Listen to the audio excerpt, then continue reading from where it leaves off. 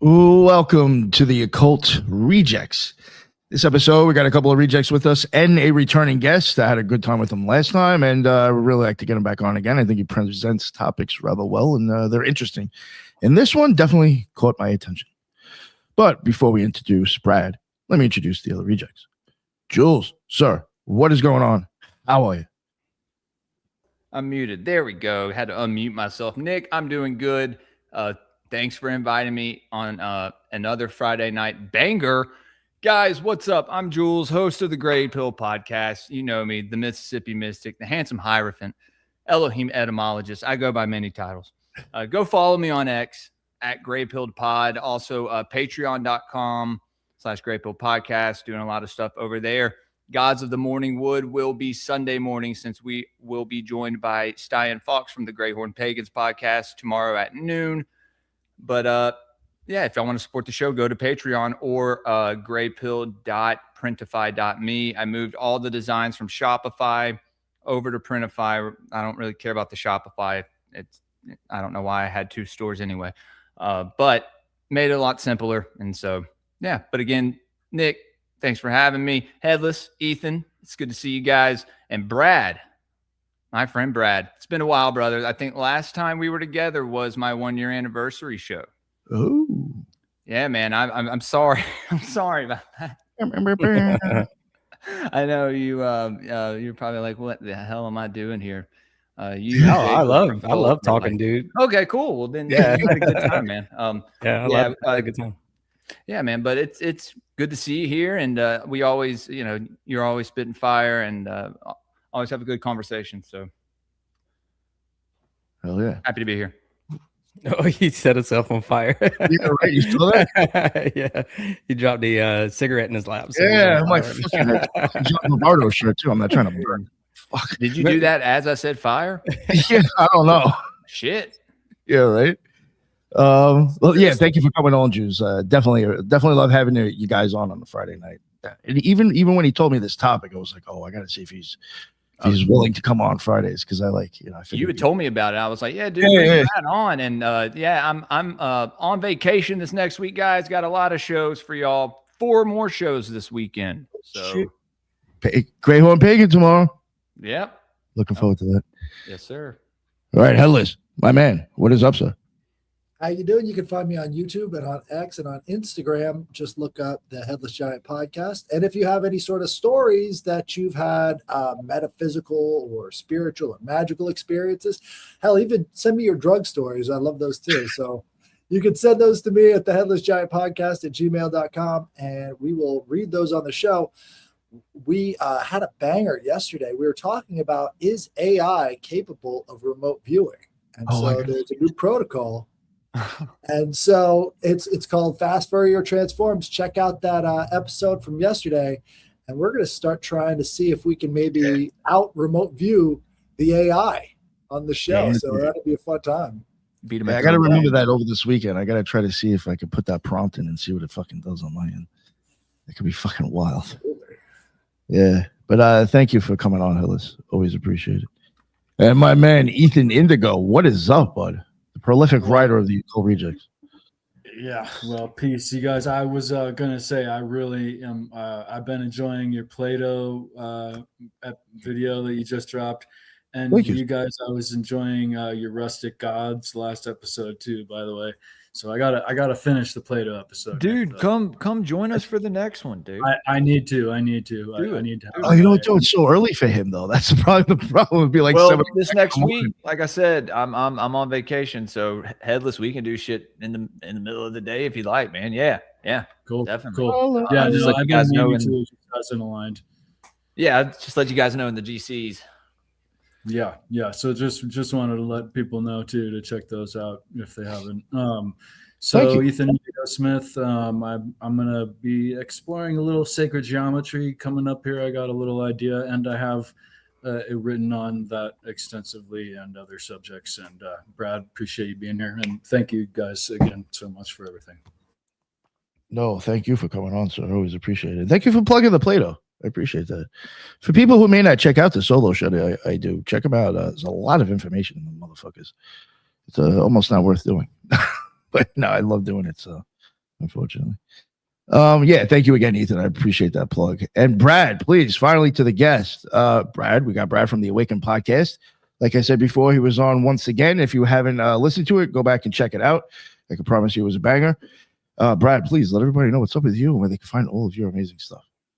Yeah, Nick, thanks for having me, dude. And thanks to all you guys for always being so welcoming. Last time I had a great time talking to you guys. I talked to Jules a while back, like he said, about a year ago on his podcast for his 1 year anniversary. So it's been a while since I talked to a lot of you guys. I talked to Headless back in like December, maybe November. I can't remember exactly when, but I'm always happy to be here, man, because I love being in the conversation with open-minded people. You know, a lot of times when you get on these shows, if you say one thing off the reservation, people you lose their crap on you, dude. You know what I mean? Yeah. And so it's always interesting to read the comments. You know, people are very, trigger word happy. So if you say the earth is round, they go, "Oh my God, dude." And if you say if you say it's flat, then they say, "Oh my God." If you say it's toroidal earth, it's So I deal with that kind of stuff. But generally speaking, the audience that listens to me on a regular basis, I think, are very open minded, and they just like hearing new ideas and new thoughts. And I think that's very important. The love of wisdom, philosophy, right? Headless. That's what we were just talking about before the show. So I like learning, Oh yeah. No, thank you, bro. But happy to be here. Yeah. I'm sorry. I didn't mean to, I forgot to plug theawakenpodcast.com, where you can find my links to my show, to YouTube and Spotify and Apple and all that stuff. So. Oh yeah. And I guess real quick, before we even get into the topic, maybe just want to ask your opinion on them. I guess, like, what do you think about the whole UFO thing in general? I guess, like, there's multiple ways I guess you could look at this. One, do you believe UFOs are even real? And then two, do you believe that the government recently, if they were to come out and say something, is that even real? I guess is that, because some people don't believe in UFOs at all, so they think it's bullshit. But, how do you look at this? I think the UFOs are absolutely real. I mean, it's hard to deny that, dude. There's thousands, or you can go to the National UFO Reporting Center.org. It's like NUFORG. I think we talked about it last time, NUFORC.org or something like that. And you can literally see thousands of videos and photos and all these different reports of encountering orbs and UFOs and creatures, cryptic creatures and stuff like that. So yeah, there's no doubt that they're real. I think that the government is probably trying to create some of this stuff on their own, but I think really what it boils down to, and I think I heard Tucker Carlson, not to quote Tucker Carlson really, but it's like, I think I heard him say something along the lines of, somebody told him it was a angels versus demons thing. And that's really how I feel about it too. I think it's a light versus dark, a good versus evil, angels versus demons, however you want to look at that. It's bad energy versus good energy. So I say that they're demons. Generally speaking, I like to call all of them demons, even though according to the book of Enoch, technically the demons that are wandering the earth are the disembodied spirits of the Nephilim. But I like to say all of them are demons, and all these different things. And I kind of have this theory on these different levels. I mean, it's not really my theory on the different levels of imprisonment for bad energies, but Uriel goes over these different levels of imprisonment with Enoch in the book of Enoch. And so I think different entities, different energies are, sort of imprisoned in layers of the earth and also in the cosmos. So that's my line of thought on things. But I think that they can come out once a day for like a how prisoners get these this gym time where they can go out to the courtyard and get. Oh, they get 1 hour in yard. Yeah, I think they're released for a kind of like a little season every single day, to be honest with you. And it happens at twilight. It starts at twilight and it ends at twilight. So it's basically from sundown to sunup. That's when their yard time is. Demons get yard time? Huh? Demons get yard time. I mean, I don't know really how to phrase it. I'm too stupid. It's by thousands of years. Yeah, I know, but it's by planetary hours. I guess maybe I can do that. A certain millennium. You haven't even met an alien, and you're already calling him a demon. That's rather rough. You haven't even met one, and you're already saying he's a demon before you even shake his hand. No, I think that they're hard to answer, please. If there are good demons, if there are good entities, then there are bad entities. So if we believe in angels, then we should probably believe in demons as well. And I don't think that anything that's kidnapping people and you know, Oh, that could be the government. sexually, you know, sexually assaulting people and things like impregnating them. I don't think that can be anything Hybrid good. babies. Yeah, creating hybrid babies and stuff Implants, like that. dude. Yeah, you got the stories of the implants and people having these fucking crazy dreams, you know, or they, you know, like a fever dream or something. But it's like, is it real? Is it not? Yeah, man. Definitely feel what you're saying. That there, and I mean, there's two sides to the same coin, right? Positive and negative entities. But yeah, I you know, you see right now people are really going with they could all be demons. And I mean, I think that's fine if you want to believe that, but I don't know. I think on a mass consciousness scale, if enough of us believe that, whatever that demon is or whatever, what, you know, awful thing, or like, will that manifest because we think it, right? Because we're believing it. This is being pushed and we are all being, you know, kind of, I mean, not saying that you're doing this, but kind of on a larger level, fear mongered at, you know, to a point to kind of, you know, view these things in this way. But I think it is good to have skepticism, especially when our government tries to present these things, if they do, as you know, oh well, they're here to help us, and they're here to, you know, if y'all all come to Central Park at 5 o'clock and you know, Xenu or fucking Zoran wants to have a powwow and he has some cakes of light he wants to feed you, and like, you know, it's gonna be a little weird. You know, you're gonna, you know, and be like, I don't know if I want to go there, but I mean, I'm just fucking around, trying to make light of it. But you feel me? Like, but I do think it's wise to have discernment once that is presented to us, once it is, because I mean, they have basically told us that these things exist, right? And that they've known about it for a while. And now you have certain politicians that are like, well, these may be the Anunnaki from it. And I, you know, they could be very much so. I think something that's revealing about the latest sort of iteration of the UFO thing is they're calling it atmospheric phenomenon, right? And that kind of goes into what the whole sun relationship is. So there have been lots and lots of sightings during broad daylight, but it's a different kind of thing than what you see at night, right? At night, you see like much bigger ships that are closer to the ground and all the rest of this stuff. But at night, you see these tiny little orbs, or you see these weird mechanical things in the sky. What if what we're seeing is some kind of a plasma projection or some sort of congealment of energy within the atmosphere? That could be why they're changing the name on us, because it has something to do with plasma and how it interacts with our atmosphere in a certain way. I mean, as you've studied there, Brad, you know about the idea of plasma being a part of our brains and our consciousness, and atmospheric plasma, intergalactic plasma. These things are stretched out. Plasma. Yeah. Blood plasma. Yeah, I mean, I agree with all that. You know, I think that plasma is, during the daytime, it has a metal casing, and I have a theory as to how that comes about. Oh, nice. Awesome. But I think that it's just inside of that casing is the plasma. It's still the anomalous plasma that's flying around, that you see flying around at night. But, you know, to get back into what we were just talking about, the government is not going to tell us any of this stuff. And that's kind of, you know, I was in the military for a while, so was Headless. I don't know who else has served. I think, Jules, did you serve? I can't remember. No. You know, a lot of times in the military, you kind of, well, I mean, there's a lot of, it's a lot of sucky things that happen. You see a lot of things, you're experiencing a lot of things. You go to a lot of places that maybe you don't normally get to go to. Like I was just mentioning the other day on my show that I've been to Turkmenistan, which hardly nobody has ever been to, you know what I mean? And it was a very weird experience, but you know, I got to see things because I worked with an Army general and I got to travel with him, and I got to see things from a very different perspective. I saw how all these things work in Congress, how they're all buddies and it's all a show and all this other stuff.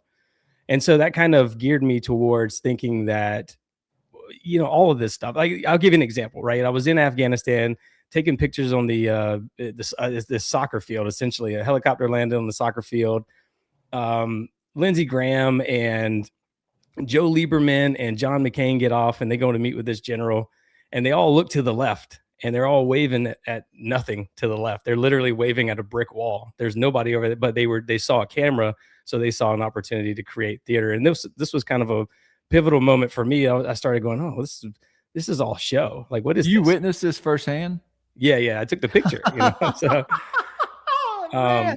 I'd have been like, what the fuck is going on? Yeah. And I also saw, like, I mean, they were there it was like a July 4th visit, you know, what these congressional delegations, that's what they call CODELs. What they do is they typically go overseas for like one day so they can get the tax-free and hostile fire pay. And then they go back to the States. And so they're getting tax-free hostile fire pay for their entire month. And they do it once a month. They just go put their foot on the ground. It's usually like a whole congressional delegation. It's like 25 congressmen sometimes. And so like a lot of that kind of stuff I would see big name, and I won't say it on air, but I saw a lot of big name land investors and developers and stuff when I was in Afghanistan. And a lot of that stuff kind of woke me up. Right. And so long story short, I started, you know, kind of becoming more aware that there was a lot of fuckery going on.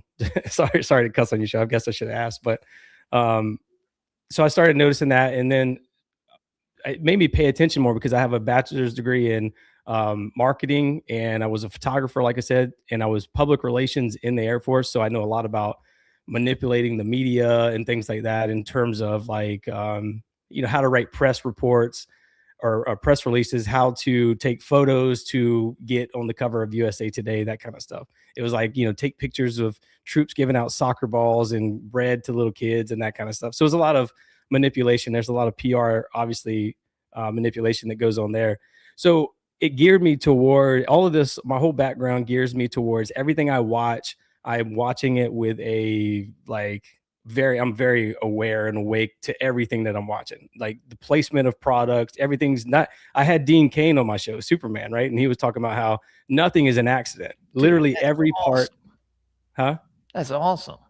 Yeah, literally every part of a production. And he was promoting one of his movies, and he was telling me that he literally has to look at everything in the scene. He has to look at the logos that are going on in the background, literally everything. So it's not an accident with some of this stuff. So whenever I'm watching congressional hearings on UFOs or whatever, and this has been happening since 2017, I started seeing that, what are they not showing? I started thinking, what are they not showing us?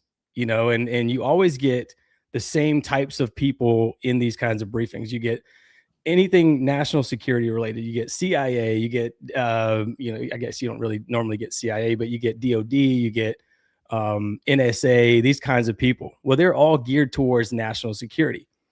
And so the first few briefings, I would kind of tune in a little bit because I'm very into UFOs. I want to know what's going on with them.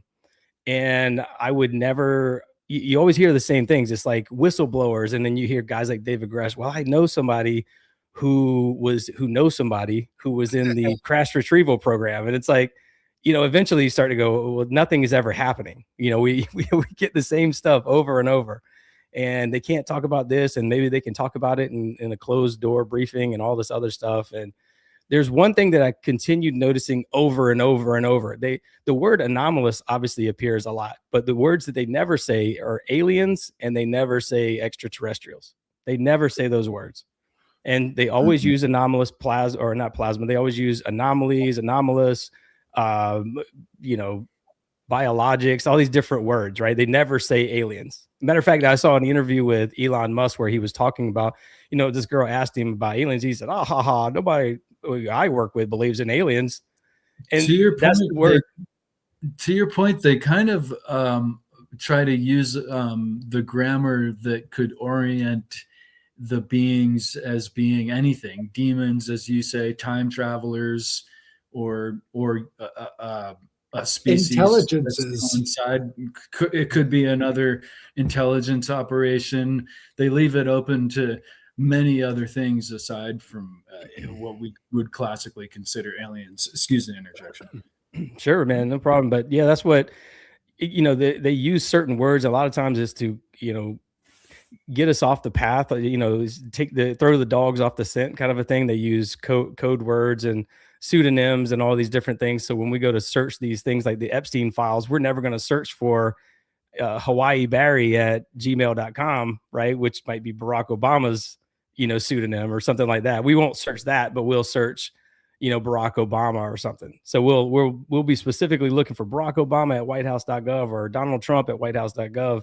Meanwhile, they're using all these different, this was discovered whenever the Hillary Clinton 33,000 emails scandal where she wiped her server clean. They discovered that I can't remember the lady's name. 33.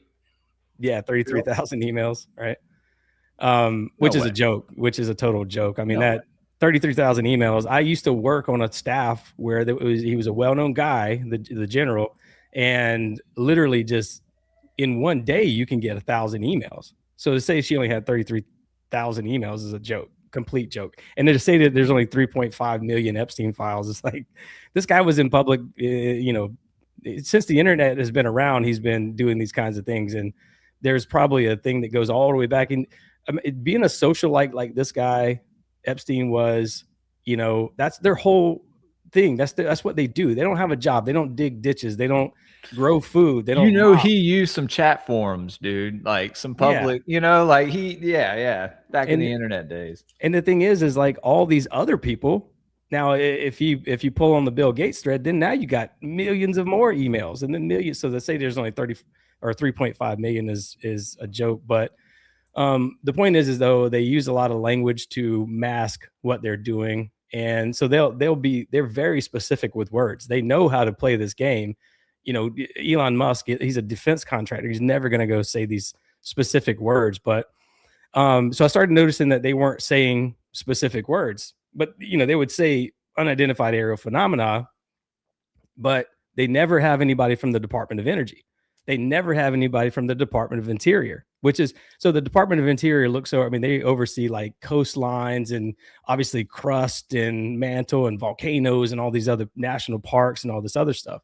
Well, if UFOs are flying into volcanoes, then maybe you should ask the people who oversee the volcanoes, right? Or maybe ask somebody from the Department of Energy what this aerial phenomena is hovering over nuclear facilities.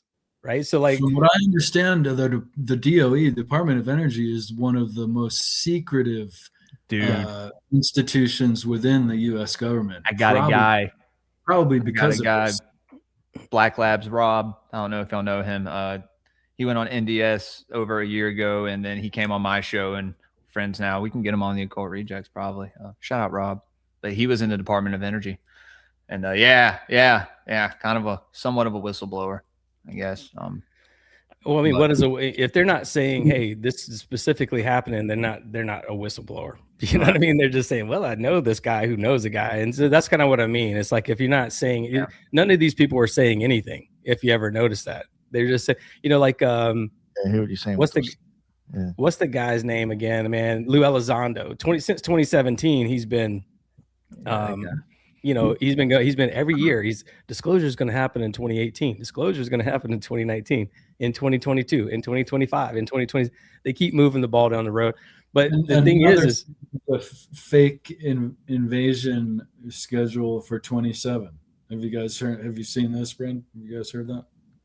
A fake invasion? No, I mean, I hear them all the time. It's like, I don't even, it's like, because their job is to literally put out propaganda. You got to think about somebody like Lou Elizondo. His job was in charge of special access programs. Now, these are above top secret clearance. These are above TSSCI, which is SCI is basically compartmentalized. So Headless and I could have been sitting in the same office together, but we have different SCI clearances, and we couldn't know exactly what each other were doing. We could literally be elbow to elbow and not be able to look at each other's screens, that kind of stuff. I've always maintained that the military is where you've got a bunch of people doing a bunch of top secret stuff right next to the janitors who are cleaning it up. Yeah. Right. There's nobody knows what's going on with the other, with the other branches of the government, none of that other stuff, man. So it's actually a joke. This is by design.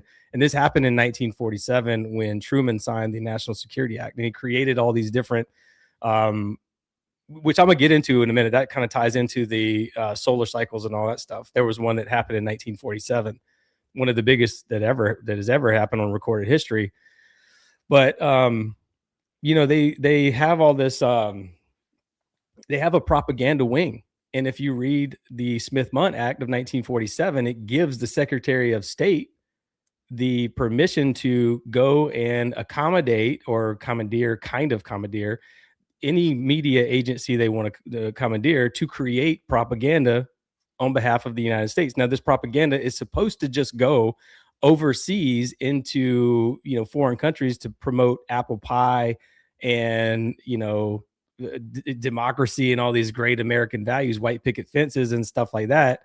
But Obama comes in 2012, him and a bunch of Republicans, and they change the game. They include the internet. So now the internet is we're allowed to be propagandized through the internet. And what essentially Obama them did in 2012 was, from 1947 to 2012, we could only propagandize people overseas with propaganda. And the Secretary of State can basically go to Stanley Kubrick or whoever and say, create this propaganda.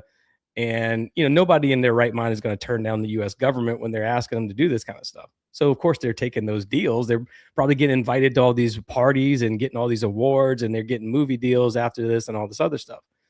So in 2012, basically, Obama and them said, well, the internet is kind of hard to, basically all American citizens are going to be catching strays, right? They're going to be getting all this propaganda somehow anyways. So let's go ahead and allow this propaganda to infect the American public. And so what happens is the US government can create this propaganda, and New York Times and anybody else can go and access this propaganda anytime they want. And so we never know what's propagandized and what's not. Is literally they can just go pull whatever. And this is why you saw the Twitter files happening, all the stuff with the Twitter files. I mean, all these different non-governmental organizations and all these different educational institutions and branches of government.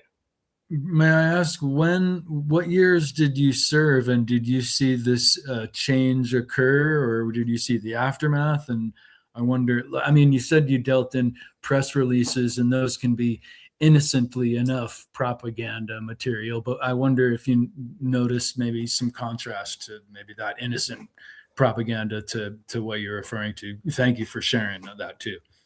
Well, I think with like Alex Jones is very prophetic by naming his company InfoWars, because that's what it is. It's an information war. To me, World War III is an information war, which is what we're going through right now. And the 2012 Smith-Mundt Modernization Act with Obama and them, they basically kicked the doors down and allowed all this propaganda to just flood the world.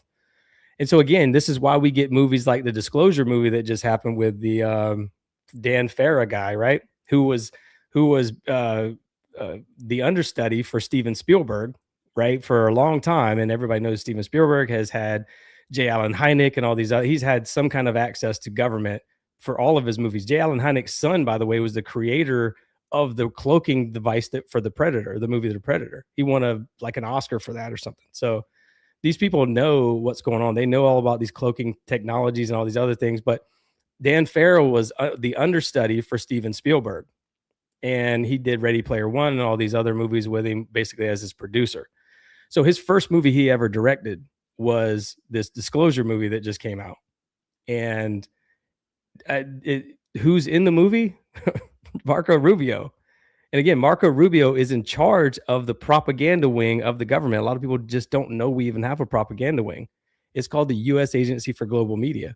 Marco Rubio is in charge of that. So again, think about this, man. You're a young director and you want to make your name well known. And they come up to you and go, hey, we want you to do a movie. You're not going to turn it down because you're getting access to, CIA directors and all these other different people, like people you and I could never get access to. And so what they do is, I would imagine they go, hey man, you do this for us, we'll give you Patriot Award. Dude, when I was working for this general, I was like, every night of the week we were at some kind of a function. There was some group or organization giving an award to somebody for something. And so like Monday through Friday, we would be at these like dinners, the Patriot Award dinner or the this award dinner or the that award dinner. And it was just like a circle jerk, man. They love being around each other. They love being around their politician friends. I would see people like Tom Brokaw and Julia Roberts and all these kinds of people at these types of events. And, it was just like that was one of my eye-opening things. It was like, oh, they're just like, they just give each other awards. And this is how they continue to get these roles and these jobs. And I would be approached by people all the time at these events because I work for the guy I work for. They would come up to me and they go, hey man, we want to take you, we want you to go to George Washington University, or we'd give you a contract to go back to Afghanistan making $200,000 a year. So they do this kind of stuff. And this is their whole role. They're socialites. They don't do anything real. They're literally just making connections. And so they're not doing anything of substance whatsoever. And this is what Jeffrey Epstein was. He was just one of these guys that put on these events and go to these different functions and put celebrities together with, and these people love this because, let's be honest, being in a room full of like well-known people, it's pretty cool. It would be pretty cool to be hanging out with, some of these people, or at least like to normal people like us. It'd be pretty cool, especially if, like, let's say you're a sports fan and you got one of your favorite sports athletes in there with you, you'd be like, all right, that's pretty cool. So I think the rub of it is they go, hey, you can have all of this, or if you don't, we're gonna. Man, all my heroes are dead. So yeah. I don't like anybody, by the way. Yeah, I'm not a fan of any of the celebs nowadays. But I mean, obviously, it'd be something to be in a room with them. I'd probably be asking them crazy questions. I get thrown out, definitely. Well, you always have to sit up proper and how you doing? I very like proper all the time and put on a show and all this.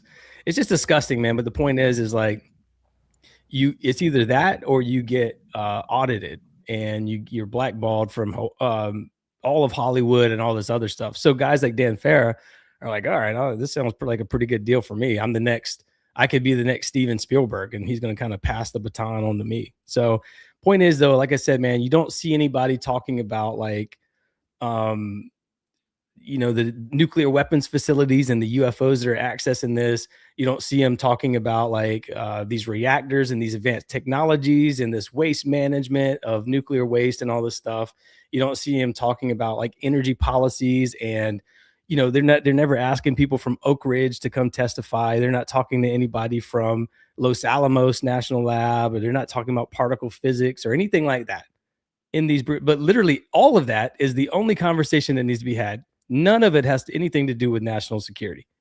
I mean, I guess there could be I just saw somebody's comment. I love Brad Lale's hat. Thanks. This is Tampa Bay Rays hat. I'm a Rays fan.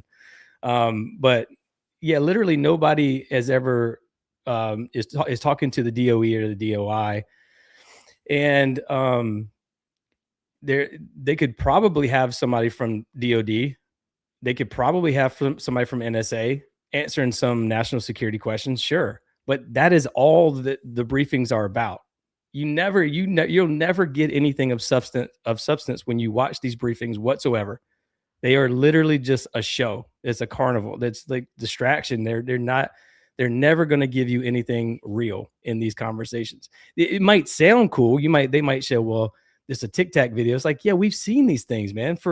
I'm 43 years old. I've seen this shit my whole life. None of this is new. Okay. Yeah, like same shit over and over, just rebranded. Yeah. Show me cloaking devices and all these other different things. I don't want to see none of this other stuff because I know they have it. Clearly J. Allen Hynek's son had access to knowledge of it somehow, and he was using it for, Hollywood effects. So, my take on it is like everything is literally propaganda. Everything you watch in the news is propaganda. These things are hijacked, man. These things, I saw somebody making a post about like, and I don't get into the weeds of like Candace Owens. I think all that stuff is retarded anyways, but I saw a bunch of people were getting paid to basically post that Candace Owens was a demon. You know what I mean? And it's like, that's pretty much what it is. All these protests you see with all these George Floyd riots and all this stuff, dude, how do they get coordinated signs? Those signs, I'm a graphic designer, web designer, photographer. They take weeks to make. How do they just spontaneously pop up and they're all, printed and perfectly sized? Yeah, some of the shit these protesters show up with sometimes, it's just like, yo, this did not just happen on your walk there. You didn't walk into like a Five Below or a Dollar Tree and pull that shit out of your ass and, no. There's people who have shirts. I mean, I've seen some protests where people try to show up like and actually like, look like they're a group together. And it's like, you really think that shit just happened overnight? Like the people that are starting the shit they're really rah, rah, rah. It's like they look professional. Like, what the fuck? I don't know. I totally get what you're saying. And I don't understand how people don't catch that. Well, in 20, I first started waking up to conspiracy. Conspiracy leads to paranormal. Paranormal leads to spirituality. To me, it's like a journey kind of a thing. And so I first started waking up to conspiracy. I was like, all right, something crazy is going on here. But I was still supporting like all these different politicians. You know, I was like, oh, you know, go Trump, you know, go Rand Paul, go Ron Paul, all these guys. Yeah, I'm literally doing all these things. I even briefly worked on Rand Paul's campaign, making a couple phone calls and also, you know, going to a couple of events and stuff like that. Literally not much of nothing. But it was around that time that I was kind of awakening to all this stuff that was going on. So, you know, I was very anti-Obama. So I was looking into all things Obama, and he had an organization called Organizing for Action. A lot of people don't even remember this, but the Organizing for Action, you could literally go to his website, because I'm a web designer by trade. Like, that's what I do now. That's how I make my money. I build websites, and a lot of the best websites come from liberal web designers, believe it or not. There's not a lot of, you know, burly rednecks like me out there, you know, like building websites. So like, I'm literally going to these different websites. I went to OFA to kind of get some design ideas, and I was looking around. And it was just very weird, man. It was like, sign up for these pamphlets. And it was basically these pamphlets on how to create chaos, essentially. It was literally like, I remember I was signed up for one because it was so weird. I was like, what is this? I put my email in, and they sent me a PDF. And I swear to God, I had this PDF for many years up until I started podcasting. It just literally disappeared.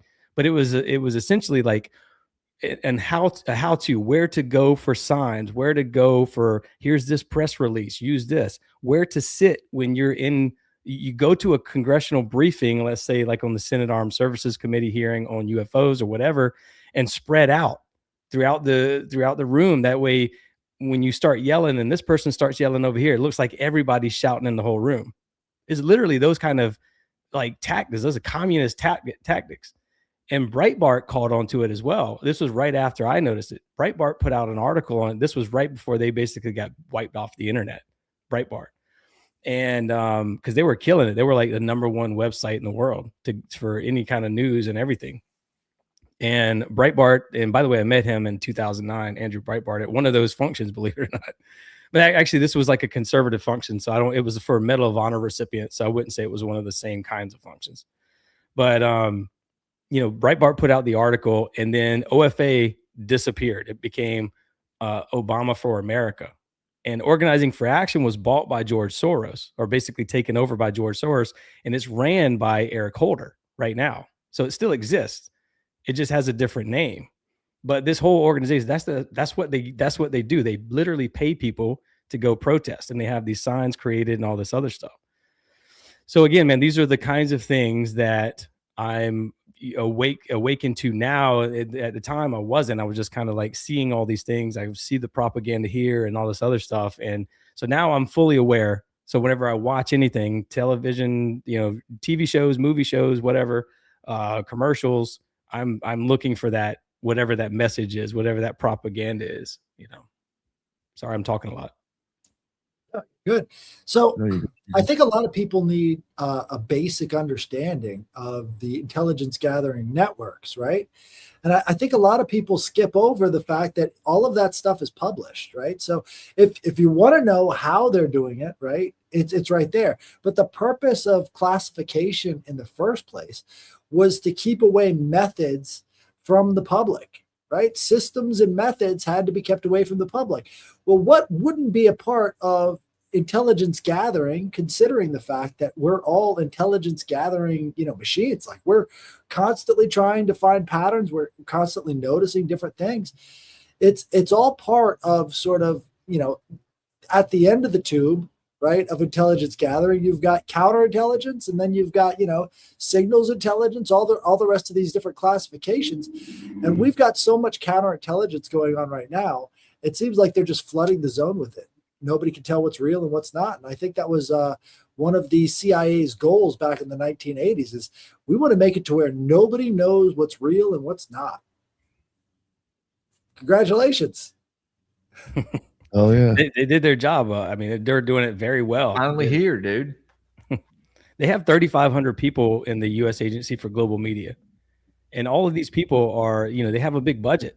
So they're out there in the interwebs right now, paying people to do this and post that. And they can't create a podcast that's going to succeed because they just can't do that. So they're going to try to convince people that this is for the betterment of America or whatever. Post this for me or whatever. And they're going to try to commandeer you.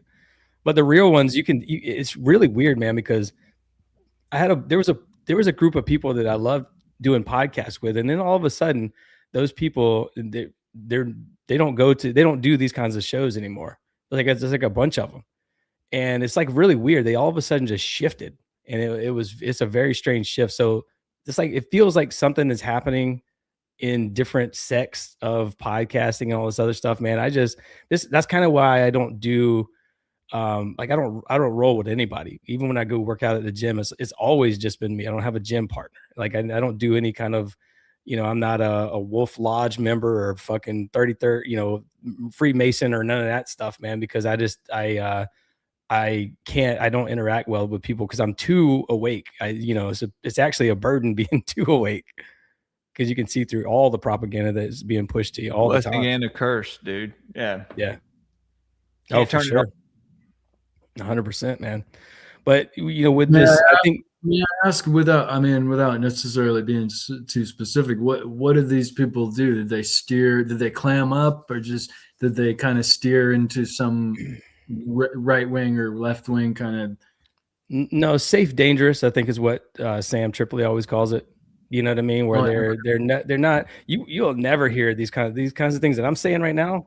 You won't hear it on that. You won't hear it from Tucker Carlson. He's still safe, dangerous with a lot of stuff. He used to do the limited hangout stuff a lot when he was on Fox News. I see what it is now. Yeah, dude, he's still hanging out. He's still. Yeah. It's important to know. I mean, you guys were talking about the switch over to the internet propaganda versus the radio propaganda. Tucker Carlson's father was in charge of Radio Free Europe. Yep, he was the one putting out that propaganda. Yeah, which is part of the U.S. Agency for Global Media. It's exactly right. Yeah, good. I wanted to mention there's a Mark Twain quote that goes something like, "If you read the newspapers, you are misinformed. If you don't, you are uninformed. I much prefer the latter." Yeah, I mean, so this is kind of why I get like religious or spiritual, with my identity as being a Christian, is because not a religious Christian as going to churches and you're doing this wrong and you're doing that wrong. I'm a Christian in the sense that I follow Jesus Christ. I don't follow any specific type of dogmatic belief or denomination necessarily or anything like that. So in fact, whenever I go to church, my wife and I almost always argue after church. I'm like, you can't see that propaganda, you can't see this and it's like, again, that's part of the curse. But yeah, it's you get to a point, man, where you start looking into this stuff, like with the UAPs and the plasma. I mean, I've been talking about plasma for a couple of years now since I started.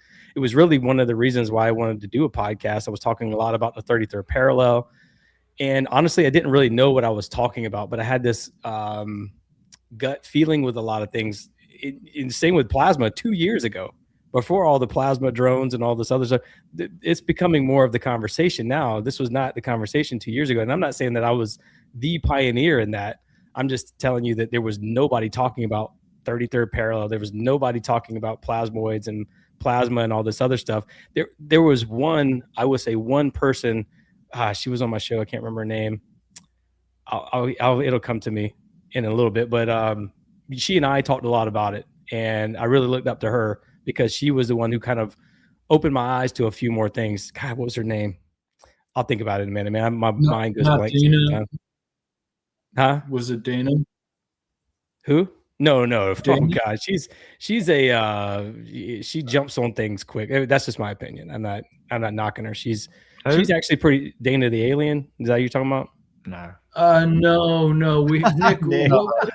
Nick, she wrote a really extensive book on plasma. You should check it out.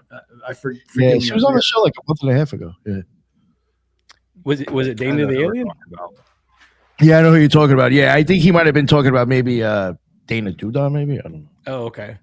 I don't No, know. I can't remember her name, but I'll have to look it up while I'm sitting here. That's who talking. Ethan was talking about. I don't know. Maybe that's. I'm not sure. No, I was talking about the woman that She we had came on my the show show, not too long ago. Dana, with the book on. Oh yeah, Dana the Alien. Yeah. Oh, that is the same person. I don't know Forgive me. this name. Yeah, no, she's very smart, but you know, sometimes I feel like it's like a internet personality thing, more Oh, than, yeah. you know what I mean? Like a lot of people will make these little clips just to kind of go viral and grow their social media, but again, that's a limited sort of a hangout too. Because like when you get like Headless or me or somebody that's kind of like living in this for a while, for 2 years, and you're trying to read up on some of this stuff and research some of this stuff, and then all of a sudden somebody comes in and is talking about, you know, Carthage or whatever is your specialty, you're like, this guy. You know what I mean? It just feels like you're just kind of hanging out a little bit. That's what Candace Owens is doing, dude. Yeah. I mean, that's if you want my opinion, it's like everything everyone on this panel has talked about for the last 5 years. She is now, you know, just all of a sudden talking about all of it. Yeah, like it's not new. The girl's name. New York Post is even like fucking really digging into pulling out fucking old school conspiracy theories and posting them now. It's like, you know, like all of a sudden Bohemian Grove's like a new thing. Like, really? Well, I'm not staying in any of these. By the way, is Emily Moyer was her name, and I had to go back to my website to look it up. But yeah, Emily Moyer, she was the one that was kind of like talking about plasma before it was cool. And then she introduced a book to me called A New Science of Heaven by Robert Temple, which opened my mind to all this stuff as well. So really it was Robert Temple. It's other people that has been talking about. There's a guy named Donald Kehoe who did, he was like a UFO guy writing a bunch of books and stuff. He was one of the authors of Weird Tales, which is like a Pulp Fiction, you know, all the stuff that we're talking about now, they were talking about this in the 20s in Pulp Fiction magazines and comic books and stuff. And Donald Kehoe was one of those guys. And so this is not new. We're just kind of we're kind of bringing it up again. You know, it's like, it feels like and it feels like collectively at the same time, we're all sort of talking about the same thing, right? Like Jules was saying, like the collective consciousness almost is, you know, vibrating at this same pace or whatever. And maybe there's certain people like Headless or whoever that kind of is the beacon of light for everybody else. So like the signal for everybody else. That's what I was saying. There's so many other people who deserve to be out there, you know, making a living off of talking about this stuff because they have that gnosis of it, right? Not this bitch, excuse me. You know, this Sid the Sloth looking bitch. Have you noticed that it's I don't like her at all. Sorry. They make a sort of a formula out of what other people were talking about. So, for instance, like the Khazarian theory, right? We know from DNA studies that the whole Khazarian thing is kind of BS. And a lot of people who started out talking about Khazari is like they do a little bit more research and they're like, this doesn't look like what she's talking about. But then, as soon as it becomes safe, dangerous, like you were saying, that's when you jump on it, even though it's not really. Doesn't really have that. It doesn't hold any water. Right. Exactly. When it gets to those levels, you know that what they're going to be talking about is not going to be holding water. Yeah, that means it's time to shift your, you know, whatever to something else. Dude, I have 18,000 followers on Instagram, and literally every post I post is like 5 likes. Like I'll look at the numbers. Dude, I have like 421 followers. But it's like, how is it possible to get 18,000 and you're getting like no reach? And I look at the numbers and it's literally, they show it to none of my followers whatsoever. Yeah. No, they don't show. It's like you, 1%. dude, you hit the algorithm at a very good time. I did. Yeah. And then it basically shut me down. It shut me down. Actually, It was like, after that, it was like, it tell you what, I went on Sam's show. I've hit the algorithm. Yeah. And then I've been shadow banned ever since. Like it's bad. It's bad. And that's who I love. My organic following. It actually shows that I had never, you know, sold out or paid for followers or anything. It's very, very organic, very homegrown following. I love my audience. Cheers, guys. Yeah, Happy Freaks Day. It was the same with me, man. And then all of a sudden I had a couple of videos in a row that did well. And then I went on Sam's show. And then once I went on Sam's show and he tagged me in a post, it was like it literally just stopped. And I'm not blaming Sam at all. I'm just saying that maybe he's like so shadow banned that anybody connected to him is like, well, time to shadow ban that guy too. You know, it's like, so basically anything I post now, it's embarrassing because the numbers are like 5. You know, some of them will still peek through a little bit, but they hit a wall every single time. They don't go and they hit like 1,000 views and they stop, or they hit 3,000 views and then they stop. And so I had a couple of posts. I remember I even had one on like Twitter that I think they hit 1 million views of like Trump something talking to somebody at like the WHO, and it was like an old video too that people thought was new, and that's why it went viral. And but it had nothing to do with the podcast. You know what I'm saying? And then on my Instagram, there's a bunch of things that you can go see that like I got 500,000 or a lot of fucking views, and it's like video work that I unfortunately not even thinking when I'm making the post has zero shit to do with my show, so it never reflected in that. You know what I'm saying? It's like I could post something on my podcast, it'll get like 30 likes. I could repost some like stupid shit, or I could film like something with my drone and we'll get like 20. Or say some dumb shit on a very popular video. Yeah. Yeah. Well, but again, this is what happened. Yes, it is cock blocking. Vince said it in the chat. That's exactly what it is. It's literally the government. That's what the Twitter files revealed. It was literally the government saying, hey, I don't like this post. Hey, blacklist this guy. That's literally what they said in all of those files that they released. That's what they were saying to each other. It showed this web, and I can't remember. It might have been Whitney Webb actually that did the web of like all the government organizations and non-government organizations, basically everybody who had their grubby little hands in telling people what to take down. And so like I would imagine they're still doing it very heavily. You know, they didn't stop doing it at Instagram and Facebook and all this other stuff, I'm sure.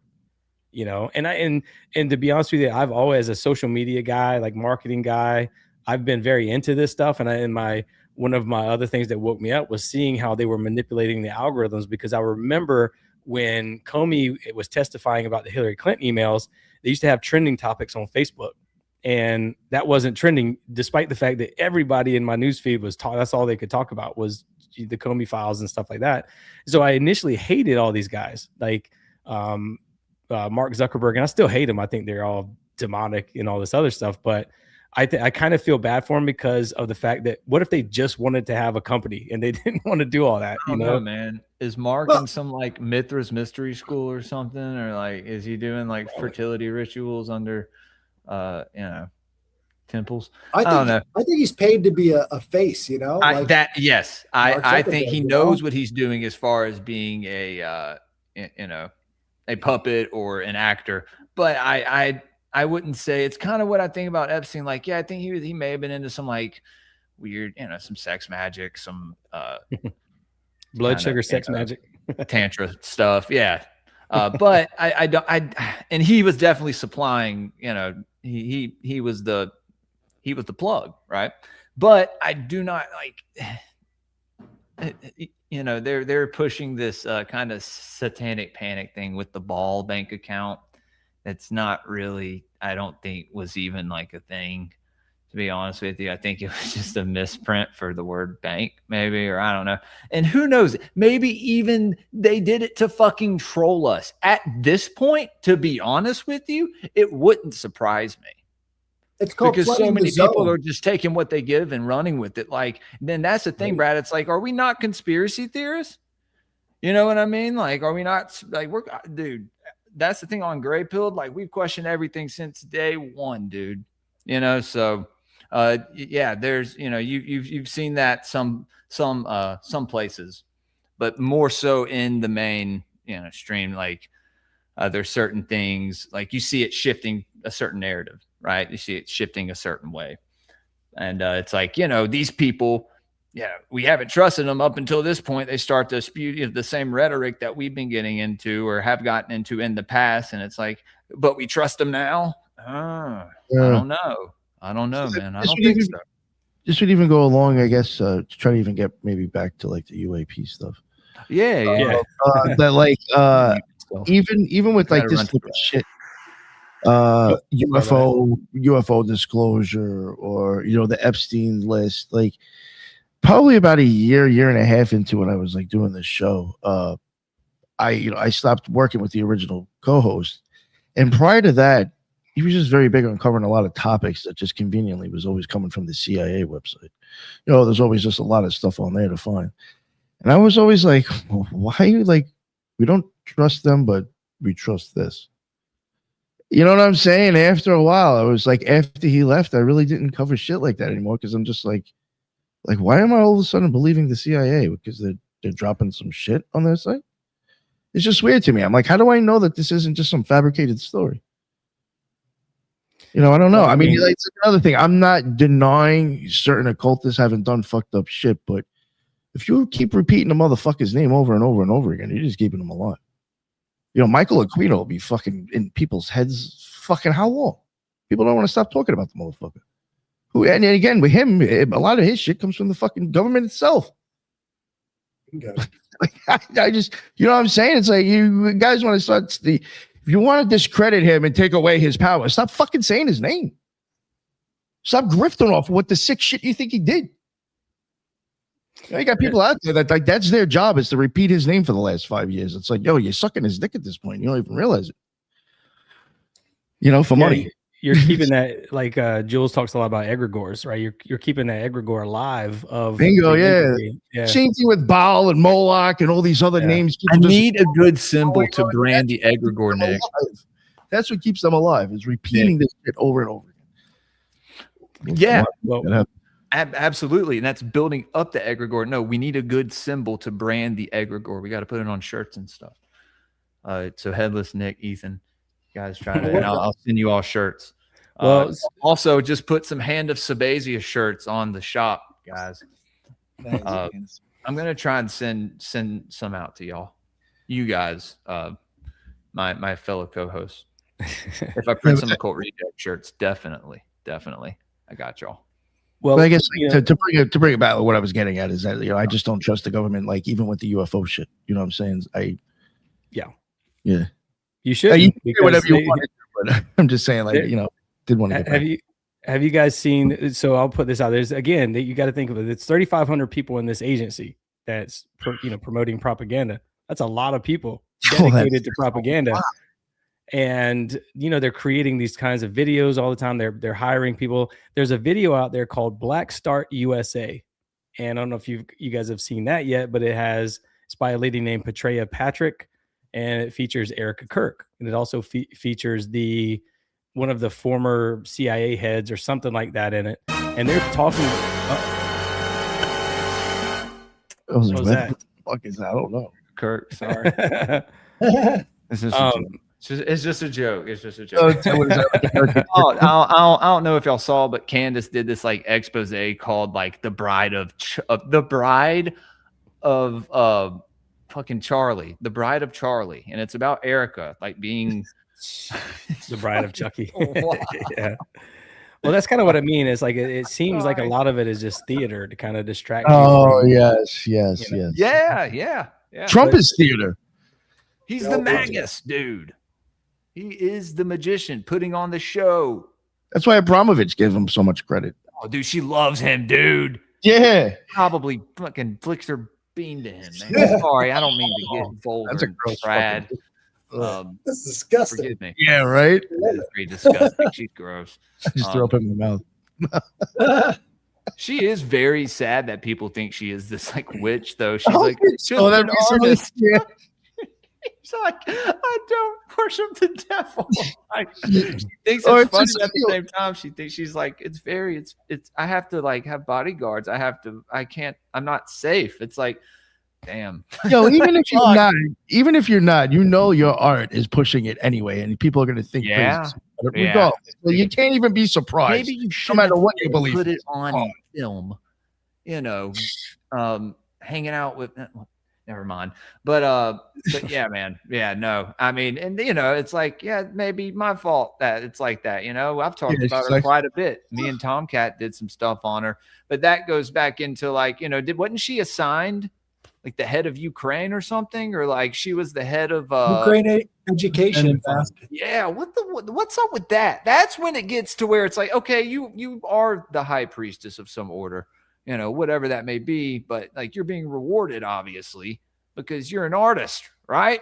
How much- You're not a oh, fucking she- politician, just what's like she doing to Zelensky is control an your mind? actor. Just they're all actors, dude. They're all actors. Yeah, I mean, quite literally in this video, quite literally, that's what she did before. She was an actress, right? And she was in this video talking about EMPs and basically what will happen if the grid goes down. So you have to watch it sometime. It's called Black Start USA by Petrea Patrick.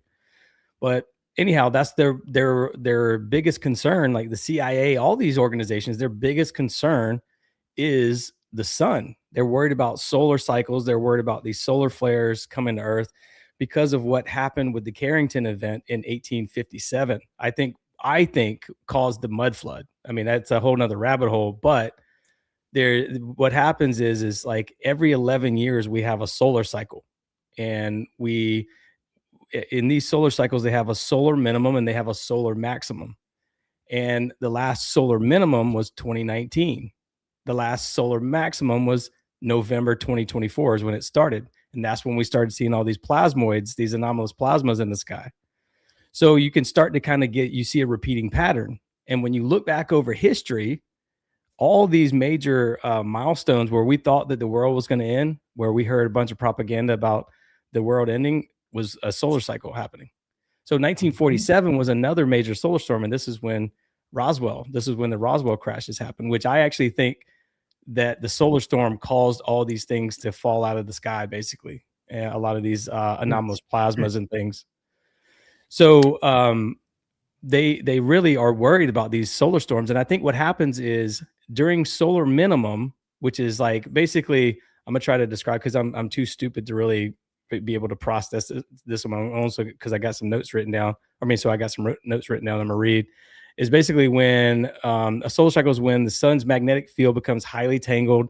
The north and south magnetic poles of the sun flip during solar maximum, and solar maximum is the most active and unstable phase of the solar cycle, and it happens about 5 to 6 years into the solar cycle, which again, the last one we had was in 2024/2025. I was going to say it flipped not too long ago, right? Yeah, and we had one of the craziest solar flares ever hit Earth, not just recently. So you can actually look that up. So what happens is when the sun twists up, it flips its polarity and it just shoots these CMEs, these coronal mass ejections, and these solar flares. This giant plasma balls essentially come hurling at Earth, and they hit the magnetosphere, and it weakens the magnetosphere. Because normally the magnetosphere is like it's just a firmament of Earth. Basically it's a plasma shield of Earth, and normally the solar winds, it protects us from the solar winds, right, from the sun. Well, those solar winds flow in through what's called Birkeland currents down into the north and south pole, and then once they hit the atmosphere, they spread which is called these Peterson currents. So there's a whole process that these things normally take. Well, what happens when the solar flares are happening? It compresses the magnetosphere, and it basically squishes the magnetosphere. And what you would normally see, the auroras in the North Pole and the South Pole, now you're seeing them in Mexico and Texas and Hawaii and places that are much further down on the latitude line. And so we were getting all this anomalous plasma that was flowing into Earth's atmosphere, and it was causing all these complex plasmas to form. And these complex plasmas, I talk about this a lot, how there's like a path that they have to take to come into reality. And it starts with being basically plasma, and then there's a brain in it, which is made of silicon, which is one of the most abundant elements in space. And it kind of acts as this memory chip. So the plasma itself is very intelligent in space, and the plasma in our ionosphere is very intelligent. It wants to form, but it can't form unless it has something to form to, and it needs a lot of energy to get it excited in order to form into something. And so it also needs silicon as like a brain, like a memory chip for it. And then what happens is you get noble gases that interact with this, and it creates this like basically the noble gas acts as the energy for it, and it drives it moves it around. So now you have an intelligent blob that's kind of flying around that's called complex plasma. And this complex plasma needs a magnetic field to essentially stay alive whenever it's in our atmosphere. And so it starts, this is why when you see like ball lightning, there's a lot of videos out there about ball lightning. There's a famous one from Russia or somewhere like that. It's like purple ball going across the train tracks. It needs a lot of energy to stay alive. And so it's when it becomes a complex plasma, it looks like what Jeremy Corbell shared with the jellyfish UFO. Like you can't see it with your bare eyes, but it's a big blob of plasma flying around.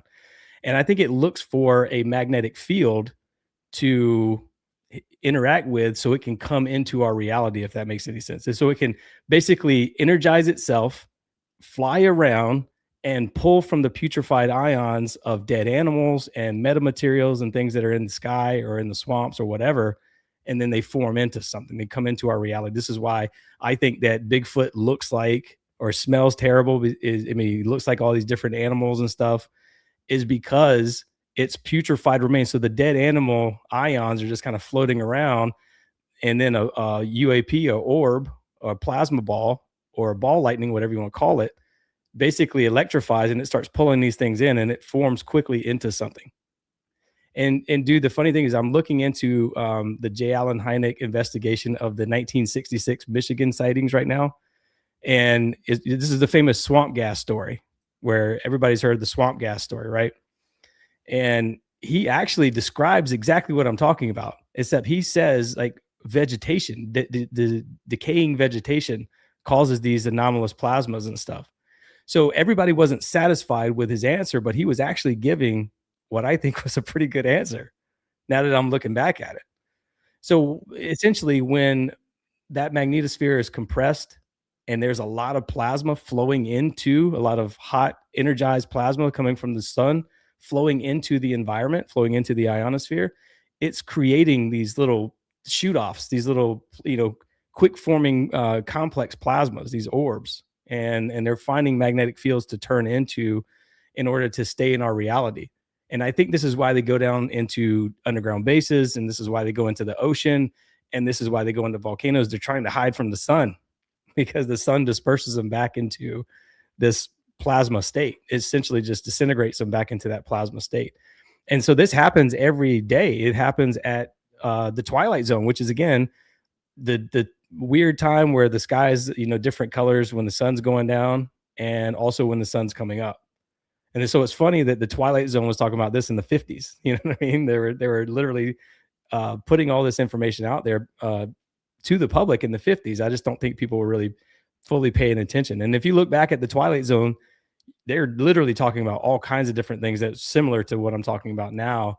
And they're talking about UFOs, and they're talking about energy. And they even had organizations back in the 50s that were called like unidentified aerial phenomena and all these other words that we think are new words, but they're actually like 70-year-old words. So the Twilight Zone is the very important part of the day where these things have a small window of time to come into our reality. And then they basically disappear as the sun. Once the sun comes up, it's like vampires. They're gone again. And so they're trying everything they can to stay in our reality. During the day, they come out, they have this metal casing around them, these spheres, these boogospheres and all this stuff you see. They have a metal casing because it's essentially, I think, a plasma intelligence that's inside of that. And these things are very intelligent. These plasmas are very intelligent. They've been around for billions of years. They've been witnessing everything that's been going on Earth for billions of years. They're recording it. They're storing it in silicon. And they are literally trying everything they can to get into our reality. Now, part of me being a Christian, and once you read the book of Enoch and all this other stuff, then it starts to even make more sense. I mean, the Bible and the extra biblical texts really come alive when you read things from a plasma. Headless was talking about on my show about clouds, and you see a lot about lightning and stars and all this other stuff. And lightning is plasma, stars are plasma, all this other, they're telling us this. They just didn't know what the words to use were back then, or at least they've changed the words since then, which I think has actually happened. I don't think it's always been called plasma. I think it was actually ether. I think ether is the fifth element that we aren't taught about, and they just changed the name to plasma. So that's a whole nother thing. I mean, I'm not scientific enough to explain myself with that. That's just what I believe. Well, I think what you're touching on is all about magnetics and electricity, right? And what we're seeing now is that the core of the Earth is slowing down. We get our magnetosphere that basically repels a lot of the, particles coming from the magnetized plasma particles coming from the sun. It's slowing down, right? That's actually a physics problem because you need to have it slowing down so that it can maintain in the future. This is why we have these pole shifts. Well, if it's slowing down and coming to a stop, that's going to create that pole shift. I don't know if you've ever seen it, but it's the tennis racket theorem, right? So the tennis racket theorem is where you spin a tennis racket, throw it up into the air, the handle's going to switch sides, right? That's what's happening when you're talking about the inside of the Earth. The polar shift is going to switch sides. So, every couple hundred years or a couple thousand years, you get these major polar shifts because it's baked into the physics of the Earth itself. Now, one thing I think is pretty interesting when it comes to the twilight period is this right here. Right, so this is also there at dawn. Have you guys ever seen the green flash that goes on when you're watching the sunset over the ocean or whatever? So if you're on the West Coast, right, when the sun drops down to a certain point, it refracts off of the atmosphere so much so that the yellow finally combines with the blue. Nobody thinks about it, but if this blue has any sort of connection with that yellow, it's going to make a green, but there is no green in our atmosphere. So there is a separation between the yellow and blue in the atmosphere to such a point that the only time you ever catch the green in the atmosphere is at this green flash, right at that perfect magic hour as the sun's just dropping down over the horizon. And it doesn't always happen either, but there are definitely strange things, concrete physical phenomena that goes on at sunset and at sunrise as well. So you've got a lot of that happening, and those all have electromagnetic properties that aren't necessarily being fully explored because the magic of the sunset is basically lost for everybody now. They're all just inside watching TV and stuff. Yeah, and the different glows that you see, the different colors, they're gases that are being the excitement's happening within these gases, and you're seeing the colors you're seeing is the photon of light as they're going back to their normal state. It's losing a photon of light, which is it's blue or green or red, and they correlate to argon and oxygen and all this other stuff. So we're seeing like the burn off of natural gases, or some natural gases. Not all of them are natural gases, or I'm sorry, noble gases. So this is the green flash. It's only about 40 seconds. Yeah, let's see. Come on, load.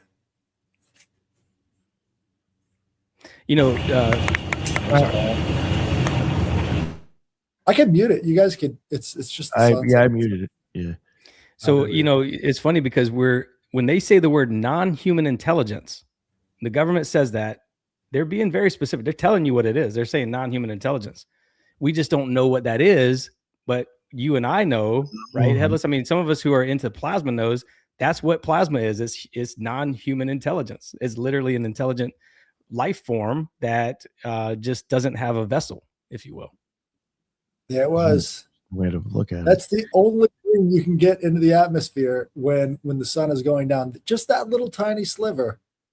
That's the only time you're going to see green up in the sky, which is kind of interesting, Well, you do see it from the burn off of from the excitement from the air glow of argon, which is you see it at the poles. The basically. aurora borealis. Yeah. Yeah. That's when you see it. Yeah, I think argon might be. Yeah. So that's I mean, to the gods, dude. I just think that I think that they are worried about populations because, like in 2019, right after the solar minimum. I mean. So when the solar minimum happens, that's the least volatile time. And to me, this is their planning phase. This is the global elites or whoever you want to call them's planning phase to depopulate the world.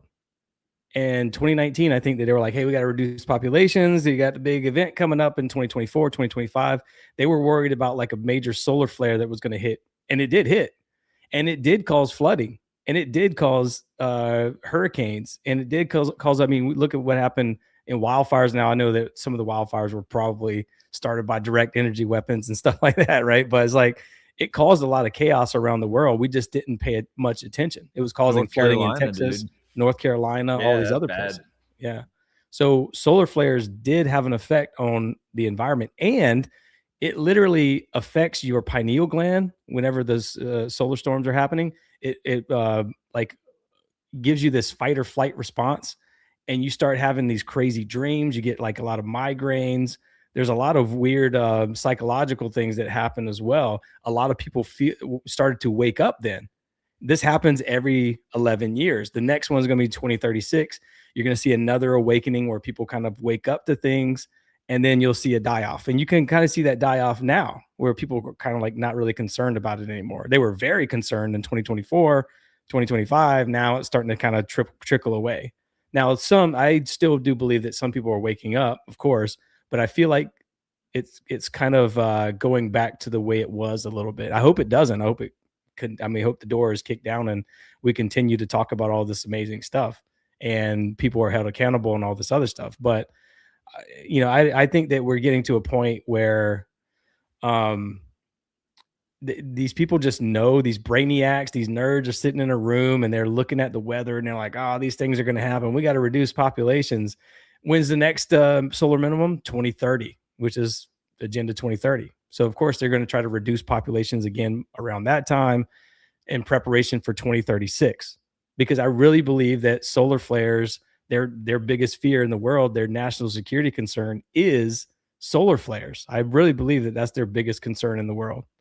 I don't think they care about I think they know about this anomalous plasma and they probably do work with them and these beings, and they give them sacrifices in exchange for technologies and scientific discovery and medicines and all this other stuff. I really believe that that's happening, but I think that their major concern is with like the sun. This is why they're trying to block out the sun. They're literally trying to like prevent major solar flares from hitting the earth. And because they know if the grid goes down like it did with the Carrington event in 1857, which caused chaos around the world, telegraphs going crazy and all this other stuff. I think they had technology back then that we just didn't know about, that we don't know about today. And I think it caused all this mass flooding with these mud floods and all the stuff that we see.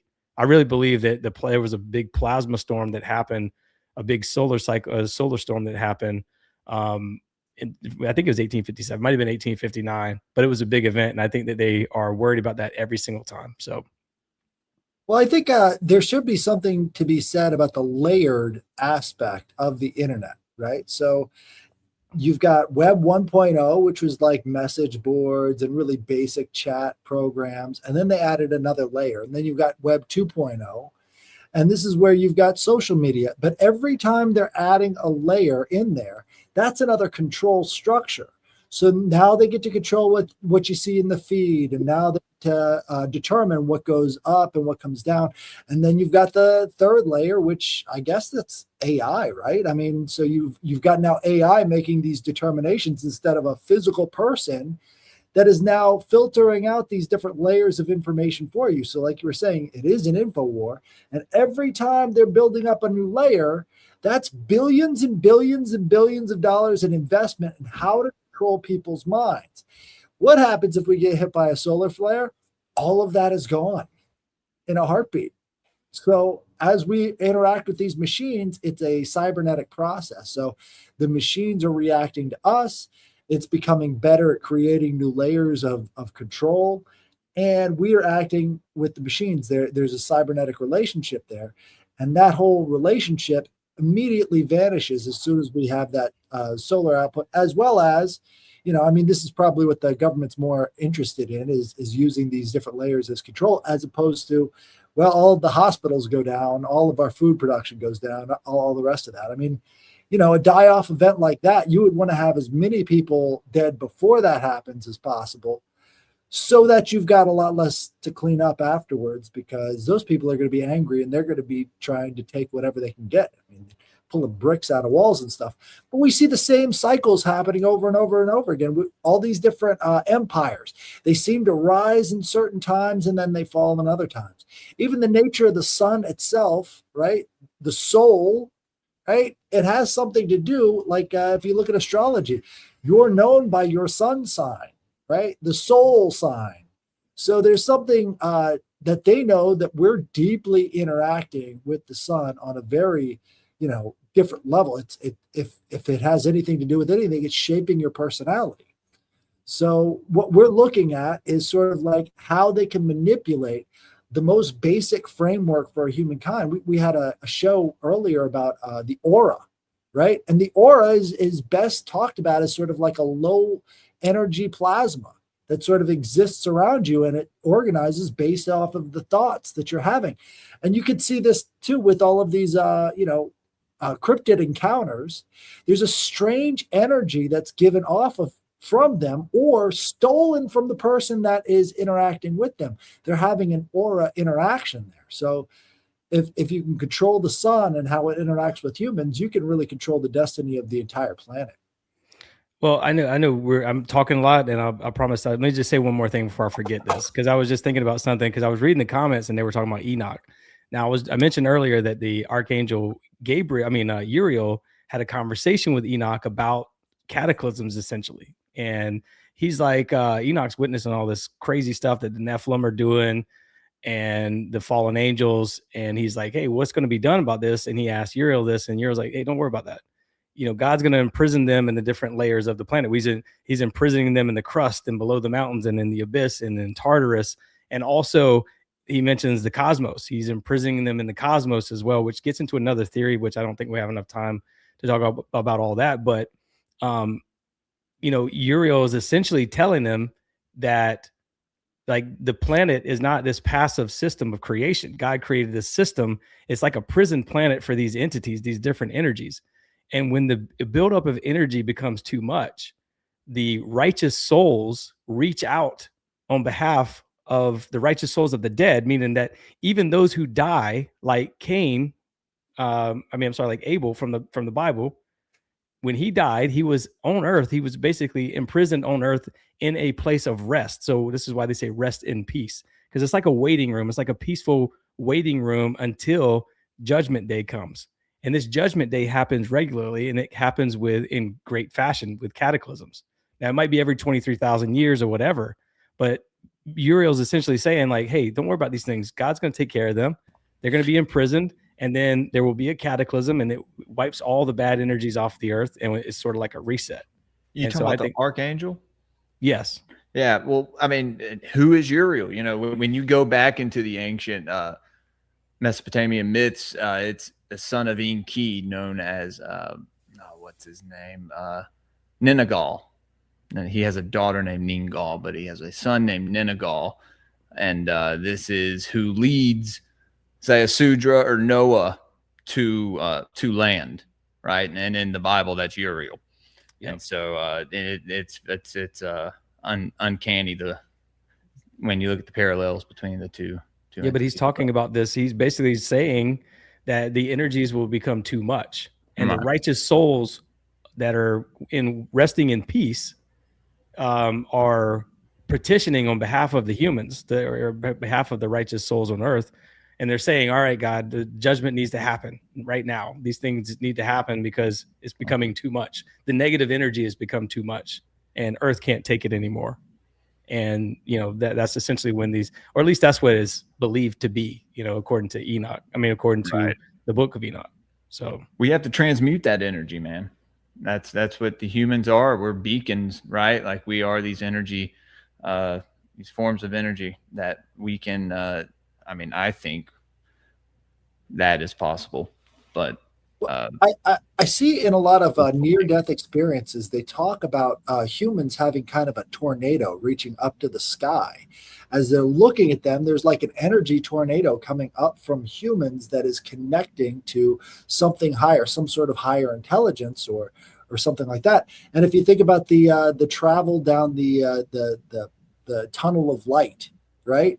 That's almost like the middle of a tornado.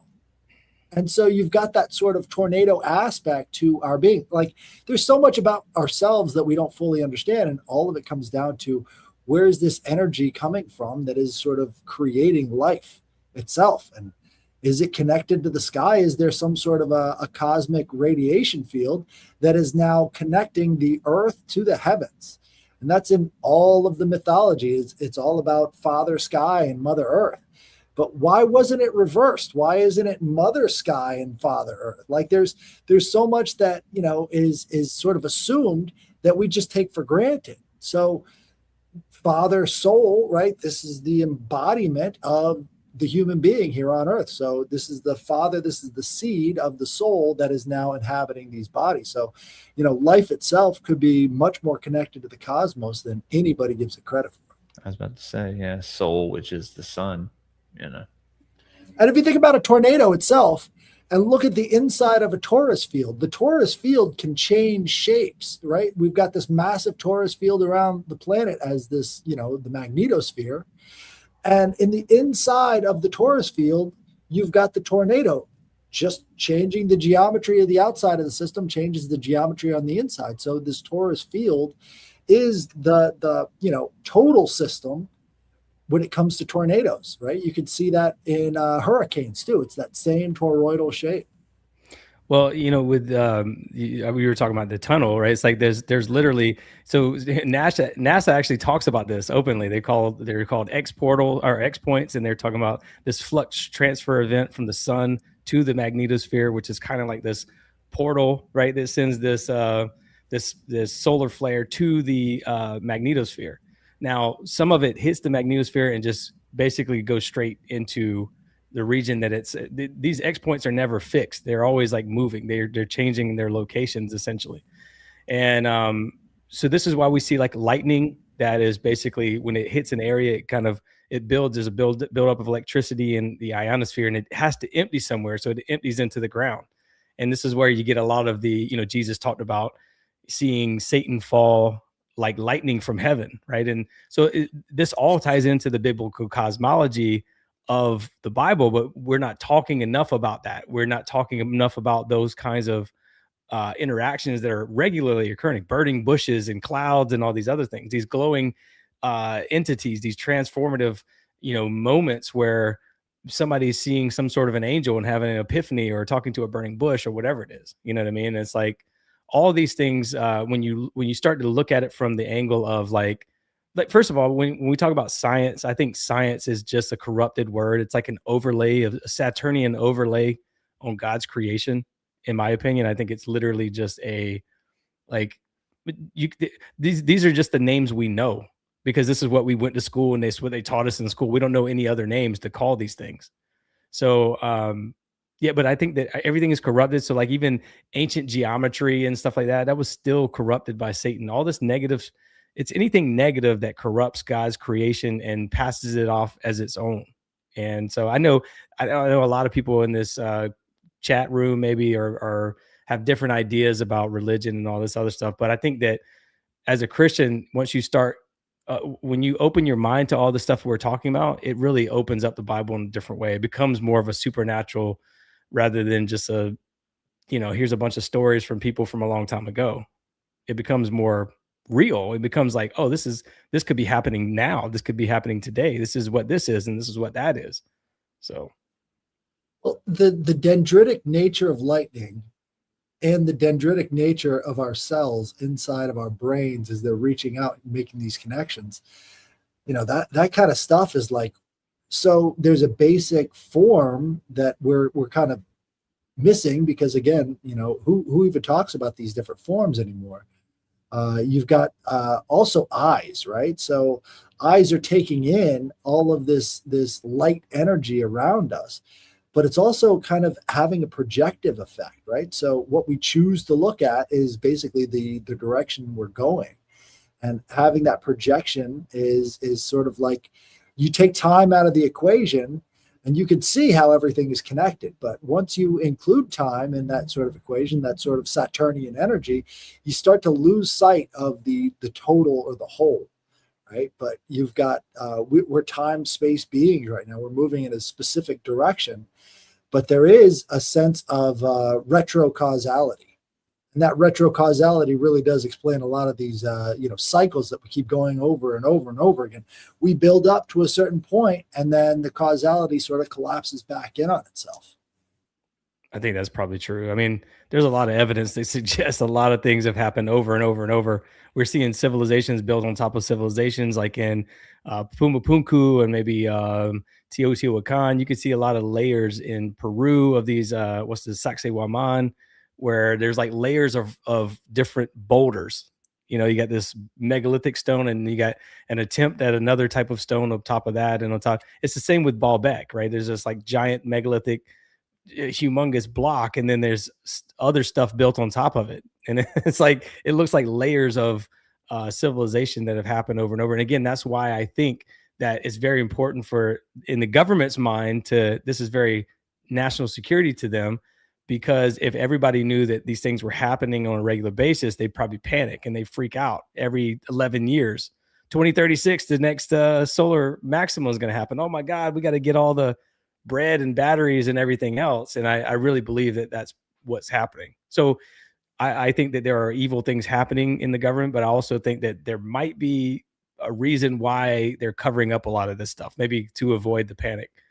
But I mean, to gaslight everybody and to say, no, they're not, they're aliens for 80 years. I mean, that's ridiculous. You know, when people are literally seeing that, people have probably committed suicide over this kind of stuff, thinking that they were crazy, you know, over the course of 80 years or 100 years or whatever it's been. And I don't think they really care. I think that it's to preserve whatever their national security interest is. I think we're talking about different levels of classification. The Department of Energy has a Q level classification that's different. That's totally different than any special access program or TSSCI. It's way above that. And I think that there is a Department of Energy nuclear pact or something that happened in 1948 or 47 that basically anybody who works in that, anybody who works for the Department of Energy or anybody who knows about this, whatever's going on at the Department of Energy, if you talk about it at all, it's the death penalty. And I can't remember if it was I'm probably jacking it up here, but it's something along the lines of the Nuclear Security Act of 1948 or 47 or something like that. And all this spun was all this came about because of the 1947 solar maximum that happened that caused all the Roswell crashes. So Truman gets on his plane, which is the Sacred Cow, which used to be Air Force One, and he flies around. He's panicked for like 3 weeks. He's up in the air. And this is when he signs the National Security Act of 1947, was 3 weeks after Roswell. So Roswell happened July 8th, 1947. And not long after that, 3 weeks after that, was when the National Security Act was signed. And this is what created the CIA, the NSA, the DOD, basically everything in the government. And they also created emergency science programs and all these other different things. So I think what was happening in 1947 was a solar flare causing all this anomalous plasma, and they were freaked out by it. It was probably causing more than that. It probably actually caused grids to go down and all this other stuff. They probably just didn't tell people about it. So I think that's the big rub of it, is probably the biggest secret is like they don't want nobody to know that these solar cycles happen. I mean, they do kind of talk about it a little bit, right? They talk about solar flares, but they talk about it as like, oh, it's just another NASA thing today. There's a major solar flare happening today, but it's probably more scary to them than what they're putting on. Right. Losing power is very, very scary to them. I pulled up a ancient Sumerian tablet that talks a lot about these cycles that we're seeing here. Let me see if I can zoom it in here. So this is tablet number 456. The world must be coming to an end. Children no longer obey their parents, and every man wants to write a book. Or start a podcast. Oh, hey, holy shit. Absolutely. They were on it. They knew. Uh, I mean, like we get these visions from the past, and it's like, what are the things that are causing people to, have this fascination with the end? Well, it's the change in, solar cycles. It changes the way we think. A lot of people don't realize that, but changes in solar cycles do have a major impact on the consciousness on the planet. And once we start to understand that a little bit better, these cycles of history, the people have been studying this since the beginning of time. The oldest inscriptions are about the next big cataclysm coming to wipe them out. So, you know, that's what. there's something Again, to it. That's what I'm saying. This is, I think, what's freaking everybody out. Because again, solar cycle 18 was in 1947. Now, these are some of the dates. Now, think about this. In solar cycle, or solar maximum in solar cycle 22 happened in 1989. So this was, again, all that Bob Lazar stuff was kind of coming into the conversation around 1989, 1988, 1990. And we also had Desert Storm. So then the next one, the next solar maximum was 2000 to 2002. And we know all about like what happened in 2001. And also there was like this, the FCC went to the Congress and they wanted permission to use the 33 gigahertz signal. And they were like, the DoD has to use this. This was in February of 2001. And they're like, a big event's coming and we need to have the lines clear for Earth to space communications. And so anyway, solar cycle 22, the solar maximum happened in 2000. Well, the next one, solar cycle 24, the next solar maximum was 2013. And again, that was around the 2012 end of the world. So we got solar cycle 2023, solar maximum was 2000 to 2002. What was going to happen in 1999? Y2K. And then again, solar cycle 23, which is the solar maximum that happened in 2013. You know, the 2020, the 2012, you know, Mayan calendar myth of, you know, the world was going to end then. And then solar cycle 25, which was the solar maximum, happened on 2024 to 2025. That was the recent one we went through. Everybody was like, you know, this was the Deagle report. The Deagle report, something was going to happen in 2025, 2024, and we don't know. And this is why these people, like, respectfully, I don't know Chris Bledsoe, but he seems like a sweet man. But they keep pushing the, you know, like, oh, in 2026, and then next one to be 2036. We'll start to hear more people talking about 2036 here soon. So, well, I think what he was kind of referring to was more of a consciousness shift. Maybe. I hope so. I hope there's a consciousness shift. I think that's really what these cycles are. Yeah, I mean, definitely. And what they're being pushed as is in this, you know, kind of a paradigm of fear, right? Like this end of the world, end times theory stuff, right? That's kind of this, you know, that keeps people in this echo chamber of, like I said, fear, which is a very strong emotion, kind of like a drug. It keeps you high at times.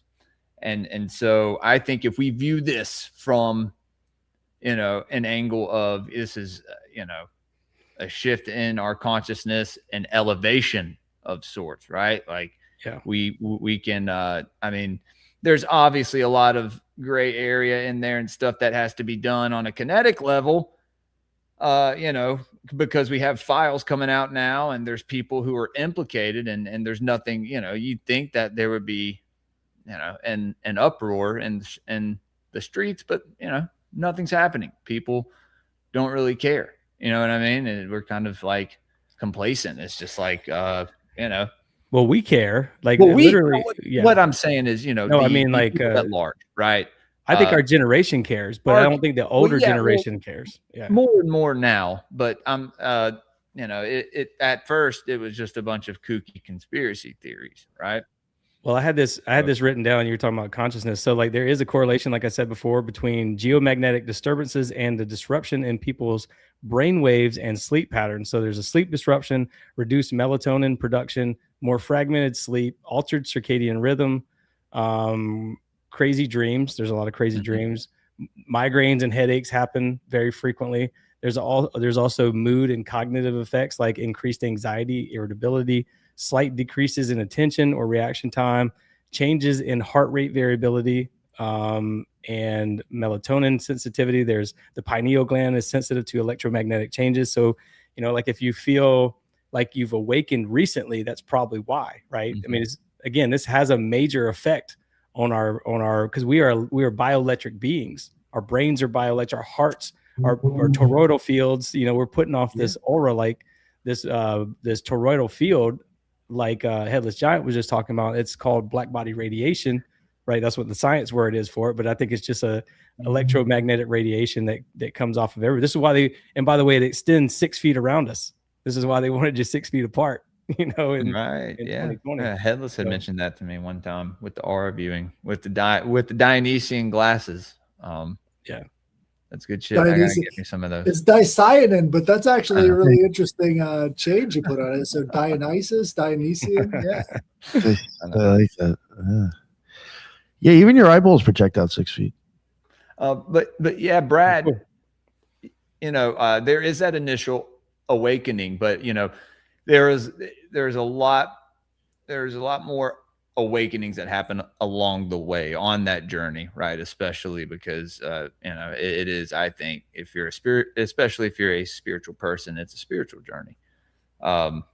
But definitely, I think a lot of people more so now are their eyes are open and they see what's going on.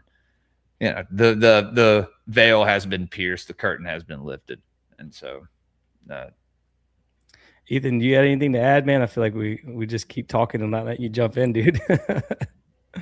No, not necessarily. I'm enjoying the conversation. I did want to say it's remarkable. You said earlier, it's about what is not being said in regards to this a lot, and I've noticed with the UAP and the alien phenomenon in the mainstream, the large, people that discuss the subject anyway will discuss anything, the lizards, the any number of things except for the non-physical, which I kind of consider like the archontic or archons. And I feel like that's kind of always been an alarm for me in regards to all this, is that the non-physical potential entity energies are the ones that are omitted from discussion. No, absolutely. I mean, that's literally the case, because in the Disclosure movie, they were actually talking about this, the one with Dan Farah that I mentioned earlier.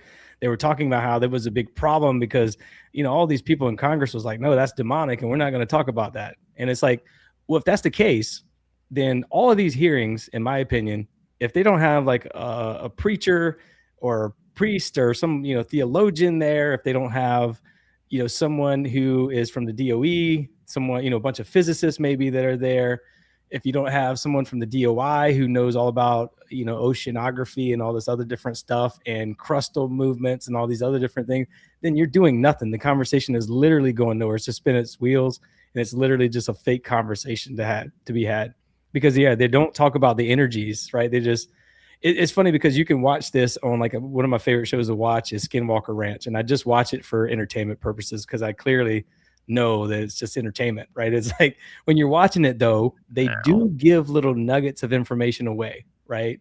Like you can see what they're doing. You can kind of, okay, I'm going to look into that, and then you'll go down a little rabbit hole and you can see exactly what they were getting at. But they'll say things like, "Oh man, this bubble here. This is." I'm doing my best Travis Taylor impression. He's the astrophysicist that is on Skinwalker Around. He's like, the 1.21 gigawatt signal that comes through all the time. It's like it's messing with the electromagnetic thermometers and all this other stuff. And it's like, well, why don't you do a freaking study on the electromagnetic energy of the area? And they don't do that.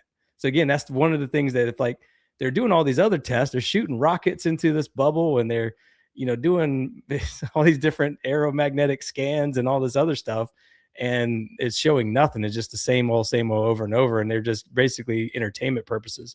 But if they really wanted to do it, then they would be doing some pretty heavy electromagnetic testing and all this other stuff to find out what's really going on. And again, it's just a show, because everything is electromagnetic. It's electric and magnetic fields that are like the zipper of reality to me. They're like what holds everything together, Yeah, there's definitely a portal there. I think there's of some sort. So I get into all of that. I mean, I know we're getting kind of long here. I hope I ain't holding you guys up too much, Nick. But these I've been trying to do these environmental profiles on all these famous cases lately. And really it was hard to get into one of these cases because I'm like, I have terrible attention ADHD or whatever you call it, where I'm like, I go down another rabbit hole. So it really ticks me off. But one thing I've started to notice is that you can literally go, for anybody out there, if you want to find hot spots in the United States, if maybe you're a ghost hunter or whatever you are, if you want to find a hot spot, literally go to the USGS and do a search for, I'm in South Carolina, so do a search for South Carolina aeromagnetic anomaly map. It's usually like aeromagnetic and gravity anomaly maps, and then overlay that on a pinpoint marker on Google Maps of where, like I'm doing the one from the 1966 Michigan case, right? And it happened just outside of Detroit in Ann Arbor area. Well, when you overlay that map, the aeromagnetic map on the pinpoint marker of the location where that event happened, it is like bright pink, meaning is highly magnetic, is a magnetic anomaly. And what that means is the Earth has a magnetic field naturally. And in this particular region, there's magnetite and things underneath the Earth that are affecting it, the variability of the magnetic field in this area even more. And so it literally is a portal, is what I'm trying to say. So you can find these portals, and almost always they're going to be in the middle of national forests. And these, it's funny because you can what I'll do is I take a screenshot, I put a pinpoint marker in Google Maps, and then I take a screenshot and then I put it in like Canva or something. And I do like this opacity thing where I, open and close the opacity on it. And almost always, dude, there's like you can probably find a correlation to all that right there. You can find a paranormal hotspot. It almost every time without fail that I've done this, it's always on a pink area. So what you're seeing is like pink, red, orange, they're hot areas. And then the blue are like the cold areas and the green are the cold areas. But the pink is the hottest. And it's always the pink marker every time. But you can do individual states. You don't have to do the giant map here. You can do like individual states. Some states, they don't have them available. I believe Arizona or one of those states might be one of them. Utah, they don't have those available. You can't just pull them off the internet. There might be a reason for that. And then the Bermuda Triangle, like the island of Bermuda, which is about 900 miles off the coast of Charleston, South Carolina, or 500 miles or something like that. Well, they did an aeromagnetic scan of that as well, but you can't access those online. You have to go through like this whole chain of custody just to get one, just to see what it looks like. But you can literally put this map, this aeromagnetic map, over the top of any paranormal hotspot. I did one for Travis Walton. I did one for the Betty and Barney Hill case. I did one for the Bishopville Lizard Man. And almost always it has, there's a correlation there with those pink markers that you see, those pink areas. So those are hotspots what I would call a portal. And what I think a portal is we're talking about the electric and the magnetic fields. I think that magnetics from the magnetite that's beneath the crust, when it interacts with the magnetic field, so this magnetite has its own magnetic field, and it's interacting with Earth's magnetic field, and it's causing this like separation in that zipper. It's causing that zipper to open a little bit, and it creates like this little space-time window that these things could come in and out of. My theory. I've never heard anybody talk. If somebody's talking about this a year from now, you're going to know that this came from me, because this is not, nobody's talking about this at all. And I've tried to reach out to certain people to like, hey, I got to talk to you about, like, I tried to reach out to Jeremy Corbell recently, but I'm starting to feel like, those guys are respectfully, just, because they're the ones that are always like, I know a guy in the Pentagon and he's talking about this right now as we speak. And you never get any answers from these guys. Now, I think they're doing good work. I think George Knapp seems like a really, cool guy. Like, I would like to talk to him sometime. He seems like he's very intelligent, but it just feels like they are kind of creating these little sand traps, if you will, for people in the UFO world or whatever to just spend their time and spin their wheels in, right? It's like, rather than going down these rabbit holes like we're talking about now, they create this little sand trap of like, let me find out what George Knapp and Jeremy Corbell are saying. And basically they're saying all of the same stuff that has been repeated at these briefings since 2017. So for 10 years now, they've been repeating the same things over and over and over. And it just becomes like a show at some point, and they're not really getting to the nitty gritty of what this is.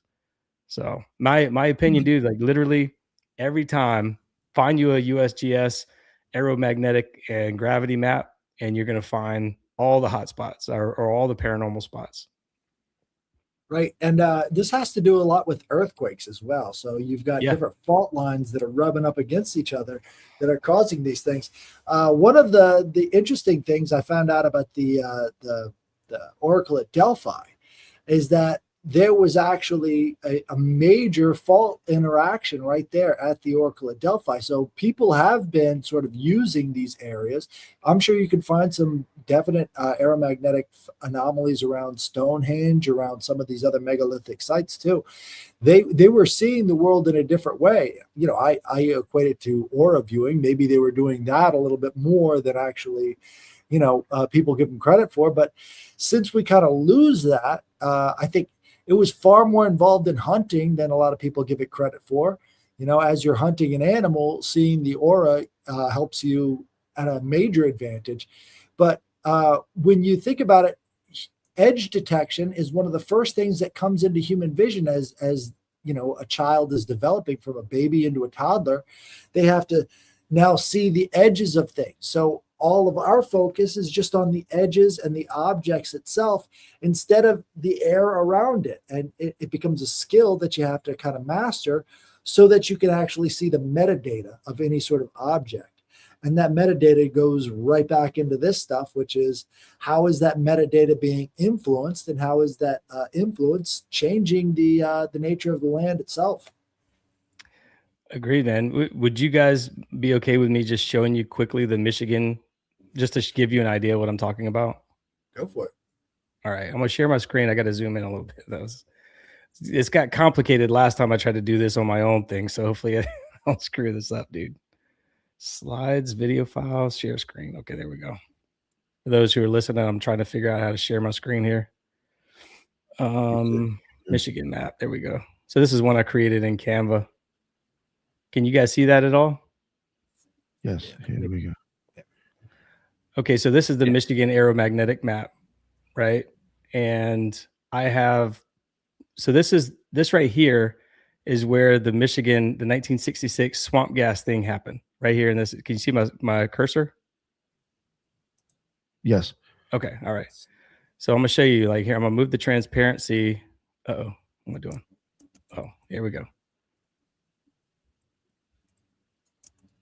That's where that happened at. Oh, right at Detroit. Right? Yeah. Well, it's Ann Arbor, right outside of Detroit. That whole area. And so if you up here, this is where this Traverse City. Now, this isn't a magnetic spot, but there is a underwater Stonehenge there. A lot of people don't even know that exists. But in that bay, in the Traverse City Bay, there is an underwater Stonehenge that they found. The University of Michigan oversees, which, by the way, the universities always oversee these spots, and they basically get paid government grant money to not research or do anything with it. And right here, where this heart is to the top left, where it says Lake Superior up here near Houghton, this is actually where all the copper mines are. See that coast? That's all copper mines. And so it's copper correlates to, I'll stop sharing my screen now, but copper and magnetite go hand in hand, essentially. You there? Oh, yeah. Yes. Oh, sorry. Yeah. I think I stopped sharing, but I don't see you guys anymore. There we go. Yeah. So yeah, man, I mean, I've been doing that with all these different paranormal things, and you can almost immediately. Matter of fact, my neighbor, he's from Pennsylvania, and he was telling me a story, something that happened to him one night, and I asked him to give me the location, and he did, and I did it for him as well, and I sent him a screenshot. He's like, "Oh man, that's crazy," but it's where these magnetic anomalies are at. Now, you could probably debate that. Well, what happens is if the magnetic field of that area is so strong that when you walk through there, it separates your atoms, because our atoms, I think, are magnetically attracted to each other. They're vibrating together. And when you walk through a place like that, you almost separate those atoms and go into a different timeline almost. I was on the phone with my mom one night, and we live on a fault line, basically in Charleston area of South Carolina. That's where I grew up at. And right in the middle of the national forest. My mom was on the phone with me one night going through this area where there's springs. Springs are always around any kind of flowing water, because it's electrokinetic, means it creates its own magnetic field. So flowing water creates a magnetic field. It's like our bodies, we have a low hum. It's like a low hum almost. But when you combine magnetite, which a lot of black sands rivers has in it, that's what black sands is made of, is magnetite. So there's a magnetic field underneath. There's a magnetic field happening above with the electrokinetic energy created by the flowing water. So you're creating almost like a geodynamo effect on the water above. And then we have below the surface, we also have magnetite and all these other magnetic anomaly things. So you're creating like a perfect storm. And so then you combine the solar cycles with that, and it opens like it creates a super portal almost for these things to come in. The Bishopville Lizard Man that happened in 1988, that was another solar storm or solar maximum time frame. So again, all these things are, I was telling you a story about my mom. So she's driving through the Spring area and she's on the phone with me and she goes, "What the fuck?" And so my mom and I have this kind of open conversations like this all the time. She's like, "What the fuck?" She's like, "I literally just drove past this area." And then she drove past it again. She's like, "I just came through here." And dude, I'm telling you, man, and it's so funny that the 1966 case that I was talking about, the guy who oversaw that for Congress for the briefing. So this was when J. Allen Hynek went and briefed Gerald Ford and all these people in Congress. Well, the House Oversight Committee, or the House Armed Services Committee chairman, his name was Mendel Rivers. Where that happened at was literally right in the exact same spot where his childhood home was. So it's pretty interesting that these things are occurring in these strange places all the time. Very strange. And it's always in magnetic anomalous areas, combined with flowing water, combined with precipitation, combined with solar cycles. I mean, all of it creates like this perfect storm for weird things to happen. I got a book here called the UK Ley Lines of the UK and the USA. And the guy who wrote that book talked about the same thing. When he goes through a magnetic field, he gets these visions. Like he drove through a magnetic field one day and he had a vision of a deer crossing the road. And then a little bit later, the deer jumped across the road, the exact same way he saw it in his mind. And then he drove through that area one more time and on another day, and he had this vision of a farmer through the farmer's eyes feeding pigs, but he couldn't find where that place was. So he drove all over the place and he ended up finding exactly where that place was. And he found that farmer. And so he was looking through the farmer's eyes. So I think that these magnetic fields have this way to create, or like to separate the atoms, and maybe when they recombine, they take us to a different timeline, or maybe they open up little windows into somebody else's viewport or whatever. I don't know how you want to call that, but I think it's pretty interesting to think about. Well, there's another angle, which is human-generated electromagnetic fields that can change or destroy a person's inner workings, right? This is psychotronics. So this is from the Encyclopedia of World Problems and Human Potential. And they're talking about psychotronic warfare, aggressive psychotechnologies. And we've seen with the God helmet, it's what they're doing is they're bombarding your brain with certain magnetic frequencies that can change the nature of how you think about stuff. So, you know, your mom may have seen going through that area before, but the frequencies that hit the brain could have created sort of a feedback loop, right? So she's seeing something hasn't happened yet, that retrocausality. Yeah. If you can hit people with the right kinds of fields, they can see anything you want them to if you can control that. Well, that's what I think happens when these, it's like almost like a hypnosis where you're controlling the right side of their brain when these abductions happen. I think that they do kind of shift that. They kind of fragment your brain somehow and shift you into a different framework of mind. Maybe they kind of put a block in there or something like that. So, yeah, well, I mean, it's the most valued weapon of psychotronics would be the pause button, right? So you don't want to kill the person. You just want to hit the pause button. And if you see all of these different UFO encounters, a lot of people just get paused, right? And that pausing allows you to do whatever you need to do, and then they've lost all memory of the incident. So that pause button is a very highly valued tool that the government would definitely like to develop into a technology. No doubt. No doubt. Sorry if I talked a lot, guys. I know I'm talking way too much. No, This is great. Oh, you're Yeah, great, that but dude, about you're the guest. yeah, you're supposed You're to. the guest. You're Yeah, but there's supposed to other talk. people in the conversation. It's not just Yeah, me. I muted myself yeah. at an hour Yeah. in. You got me So, stuck on plasma shit. I so- tried to. Yeah.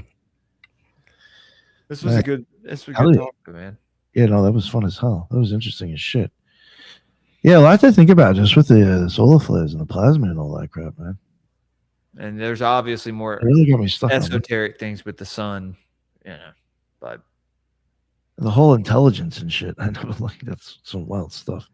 Well, I know that I'm not qualified enough to even have these kind of conversations. I literally failed physics in high school, and then in fact, when I got into college, I graduated top of my class, but the science and the math classes, my wife, who's got a biology degree, she basically had to do all those for me. So this is very new territory for me, dude. I'm literally having to learn like what's a proton, what's a neutron, what's a fucking literally because I'm retarded, you know. So like I'm having to relearn all this stuff. So it's a long process for me, kind of, you know, going back over 5th grade science and then trying to incorporate some of my ideas and thoughts into this stuff. So. Oh, thank you. That was great. Was there anything else that you really wanted to add, or No, I don't. I just think that you know, the aeromagnetic maps, I think they're very telling, like you're putting up on the screen there. A lot of people don't know that. A lot of people aren't talking about that. That's just something that I am very interested in. I had a guy recently who is a retired sheriff from the area that I grew up in. He heard me on another show, and he sent me an email, and we got on the phone together, and he wanted to come on my show because now he's since kind of, I don't know if he's backed out or what, but he's kind of distanced himself a little bit. cold feet. Yeah, I think he got cold feet from it because he's a well-known guy. And I think he's a well-known sheriff, at least in the Charleston area. And I think when you put your name out there like that, he probably got cold feet. Yeah, But there's a guy who has a radio station around here who's like into podcasting and radio, and he's friends with my wife, or he gets his hair cut at the barbershop where she works sometimes. And she's talked to him about things I talk about. He's like, "Oh, I can't touch on some of that." I was like, he's a big Trump guy. He's a good guy, but you know, there's things that may drive him. You tell some people things, they may go insane, right?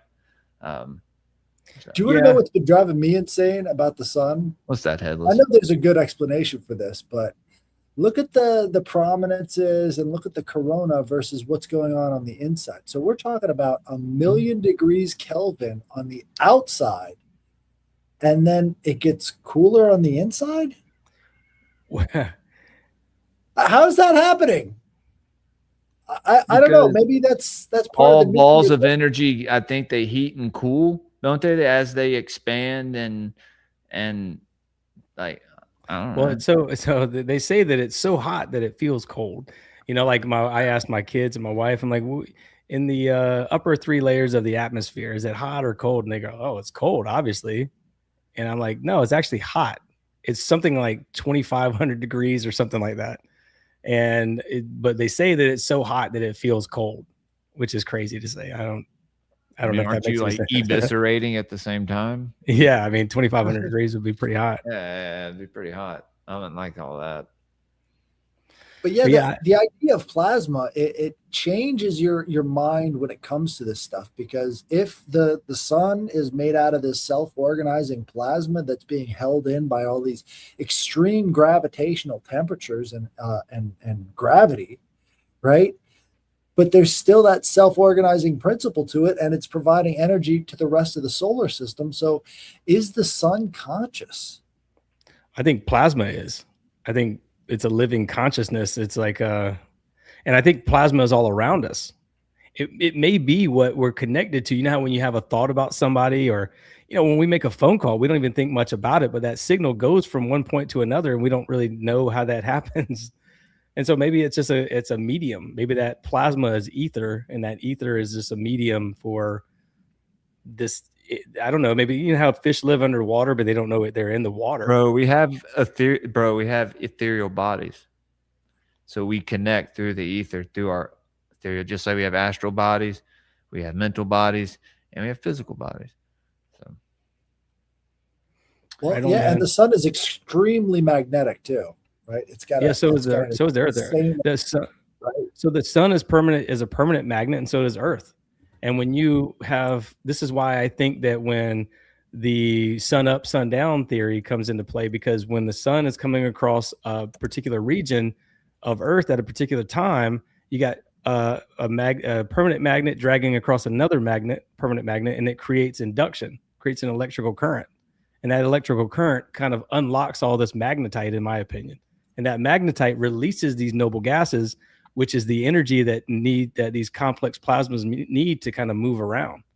And so I think that if you look biblically again, Jesus is talking about these demons being in the gates of hell beneath Mount Hermon, and we're talking about the Euphrates River, which is a black sands river, which is magnetite. When it dries, it releases the dragon, and the three things come out of the dragon's mouth, and one's a frog, and all this other stuff. So I think that there's a lot to look at, to explore when you're looking at some of these one of them verses looks like Putin. One of them looks like Pam Bondi at the moment, for sure. That wasn't planned. I swear, man. No, dude. Yeah, no. I completely feel what you're talking about, but you also have to look at it symbolically. But I'm sure that you know this. I mean, symbolically, allegorically. I mean, people get uncomfortable. Anyway. I think that when it says God is light, it means it literally. But people who are into the Bible, they'll say, no, that's allegorical. It's like, what? I mean, it literally says God is light. I don't know how you can debate that. It says it like 1,000 times. He created the light. He created the darkness. You know, I mean, it's pretty clear over and over. But people will debate me on that. They'll just say, no. I'm like, I don't know how it can be any more clear than that, what it's saying. But yeah, I do agree. There is a lot of allegory. There is a lot of what are they called? Parables and things like that. So I get it. There's a lot of storytelling that's happening in the Bible to help explain to dummies like us. You know, Jesus was saying a lot of parables because he was trying to tell people that these dum-dums, these things, you know, that didn't really get it. And so he was kind of like, and I'm not saying that we're like Jesus by no means, believe me, I don't believe that at all. But, you know, Jesus was doing the same thing that we're kind of doing now. He's trying to wake people up, but he was trying to get it to them in their own way. And so that's why he was talking about parables. He was talking in parables about the parable of the sower of the wheat and all that other stuff. The parable of the weeds is what they call it. So, right. So what we're talking about the whole time is this pole shift on the sun, which is every 11 years. So from the sun's every 11-year flip, right? That's throwing off massive amounts of plasma all throughout the solar system. And so this is really the driver for a lot of the cycles here on Earth is once it flips. And why does it flip all the time? Again, it's that tennis racket theorem, right? So as it's being rotated, it has to flip directions every so often, and it's rotating so fast and so furiously. People don't think of the sun as being as dynamic as it is on the surface. If you've ever looked at the telescopic images of this thing, it's throwing off massive amount of energy. It's taking in massive amounts of energy, and all of that stuff is hitting us. So when we didn't have the ability to look as closely at the sun as we do now with all of the different telescopic equipment and stuff like that, it would make sense that, maybe humans are causing climate change or whatever. But you get into the sun and you get into magnetic fields, and it's like, guys, come on.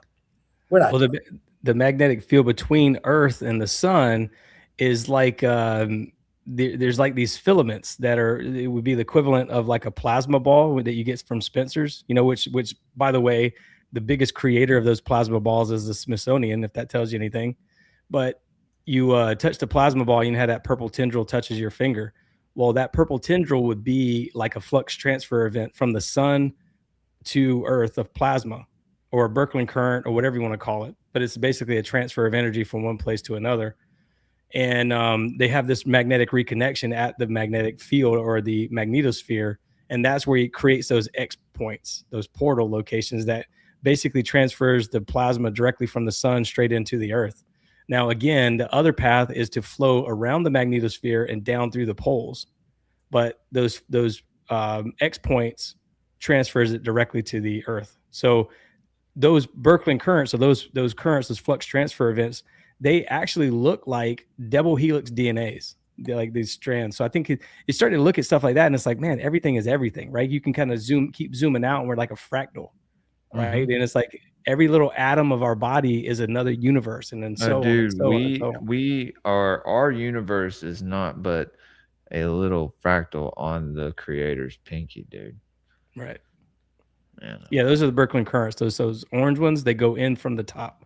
And then the Peterson currents, which is those yellow circles that are swirling, those scatter once they go in through the poles. They crawl across the ionosphere essentially, and they empty into Earth from there.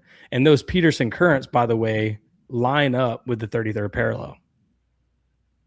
So they have like there's like a swirl of currents that goes around the Earth, and the Peterson currents kind of goes across the 33rd parallel, which was, again, one of the flagship things that I started talking about. Ley lines. Yeah, that's what it is. right? Man.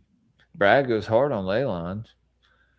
The first time he came on my show, he talked about the ley lines, the 33rd parallel, and it's very important, dude.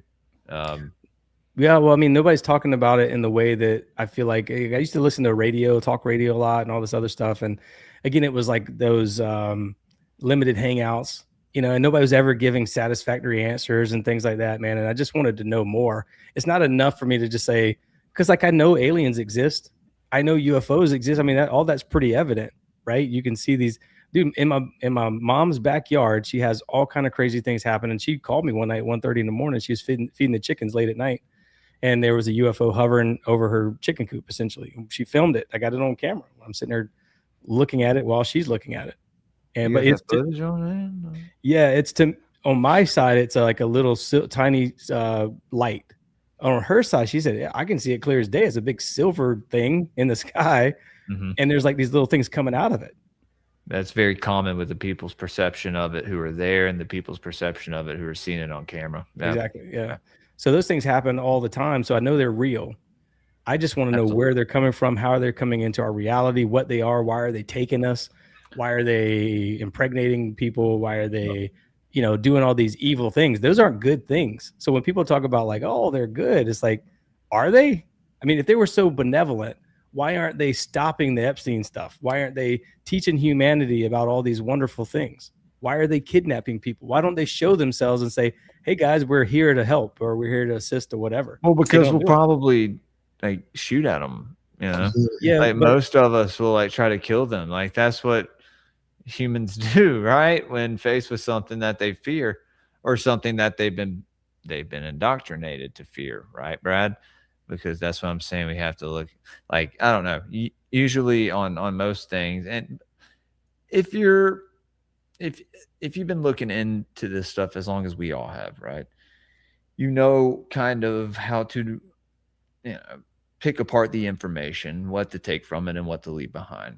And so I don't know, I think what they're trying to push, right, when I say them, I don't mean any of us, I don't mean anyone in our community. Well, maybe some people in our community, I don't know, who's Probably not, not more than you think, who's not shadow banned, right? Who's really not shadow banned, but no, pushing it from this paradigm of fear, just like, we're kind of helpless against it or whatever. I just don't think that's the case.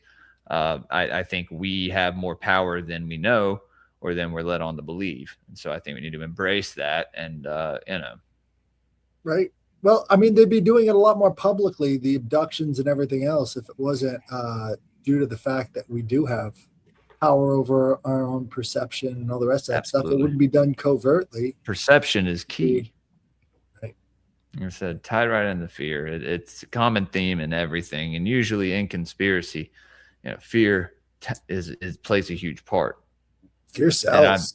Yes, I've come to realize that as of late. And I've sold a lot of fear in the past, and I'm trying to remedy that now. So I'm not trying to sell fear at all, by the way. No, that's why I said not you, not people that we know, but people, maybe people, like I said, not people we know, but people who are, Well, I look at it like this: these billionaires, these elitists, they all know that something was coming, or say they know about these solar flares because they're buying bunkers and they're selling off their companies and their shares of their companies, and they're buying, trying to build houses at the tops of mountains in New Zealand and all these other different things.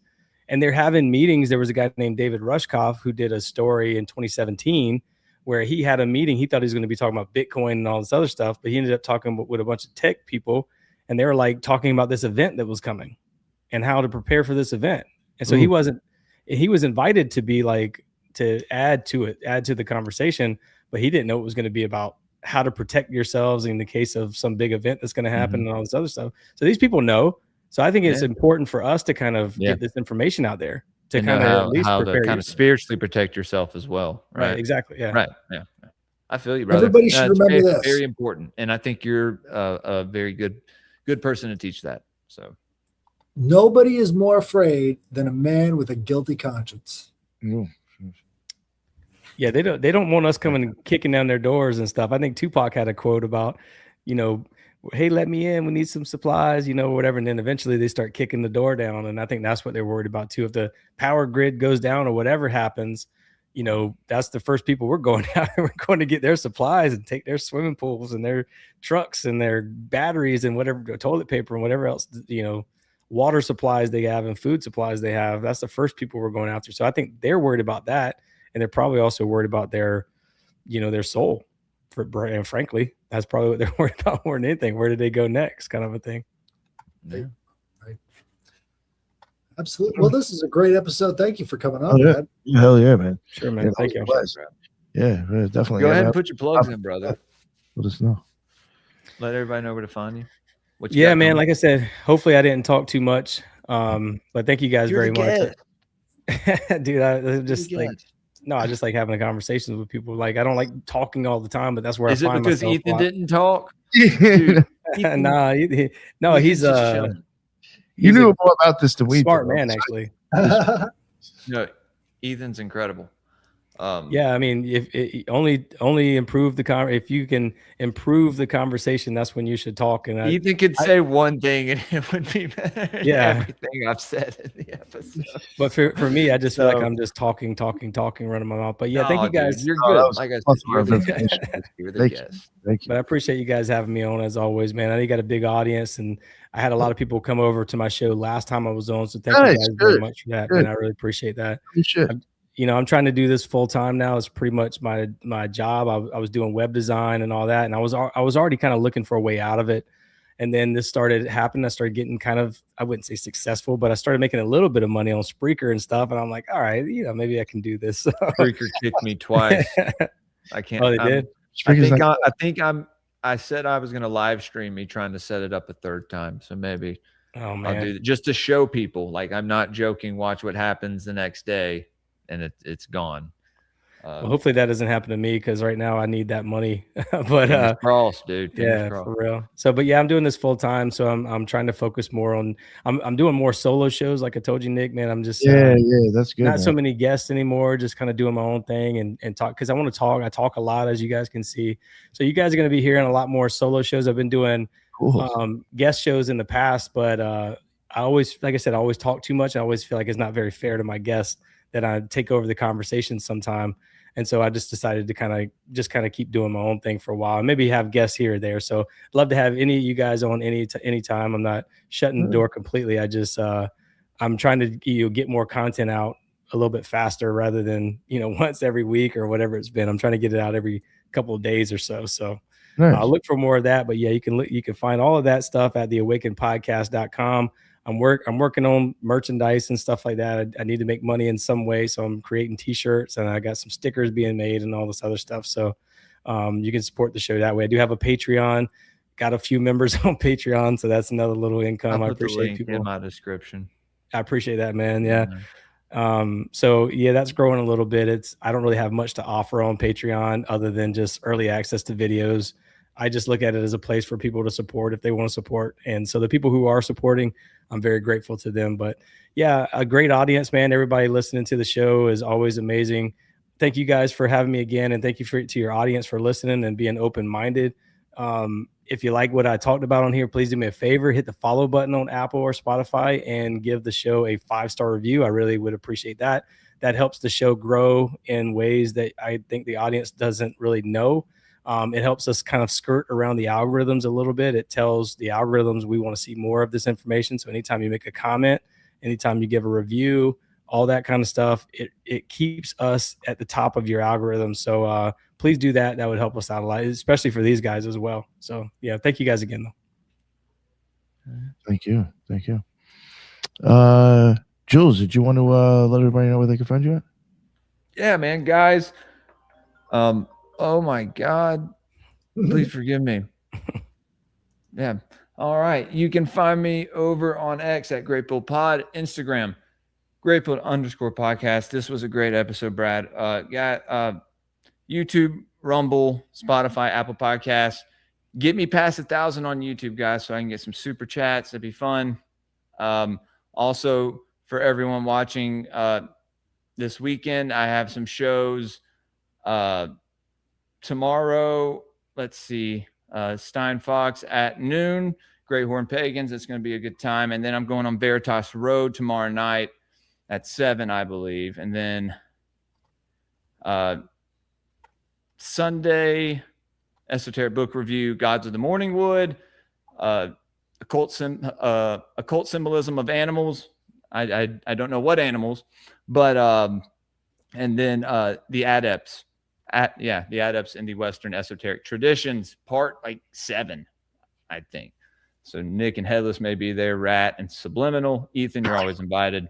And anyone else, just DM me if you'd like to come. And then later that evening, I think 4 o'clock Central, I'm having Brandon from Magus and the Media, fellow reject on. So that's going to be a good time. Next Thursday, I don't know the time. I'll let everybody know. Aeon Bites coming on. Gray Pilled, so that's going to be fun as well. So got a lot of shows lined up this next week. I'm on vacation, so yeah, you'll be seeing me. Got a lot of solo stuff that I'm also going to be doing, a lot of deep dives. Elohim etymologies coming back. Also moved everything from the Shopify to the Printify. Go to graypill.printify.me. I'm putting an order in tonight for a lot of merch. Going to keep putting some stuff on there and if anyone has any ideas, feel free to get at me. Patreon.com/GrayPillPodcast. Get in there, get in where you fit in. If you want to support the show, our goal for the month on the show is 322. And I think we're at 140. So we're almost there. We got a few more shows before the month's up, guys. So come hang out for the rest of the weekend. Like I said, Brad, this was great. Nick, Headless, Ethan, thank you guys for letting me come and hang out as always. You were the OG rejects, before I was here. So I have to respect you guys and always thank you. Thank you, sir. Yeah. Thank you. Headless, my man. You can find me at the Headless Giant Podcast on wherever videos are served. You can find me on Twitter and on Instagram. And so check me out. We're going to be doing a lot more with remote viewing, I hope, on the Headless's Magical Mailbag. So check that out. I think people think that it's coming from the machine. It's not. This is the nature of the universe. So if you're trying to figure this stuff out, come join us over there, and we're gonna start practicing it a little bit more. Also, I've got a show on Tuesdays with Nick where we're doing 777, the Kabbalah of Aleister Crowley. So if you're trying to figure out what all these weird numbers mean that keep repeating over and over again, Aleister Crowley had a bunch of ideas about that. You're not going to know exactly what he thought unless you dig into his material. It's a little rough to get into because he was talking on several different levels, but once you start to get into the flow, you can kind of understand it a little bit more. So definitely check those shows out.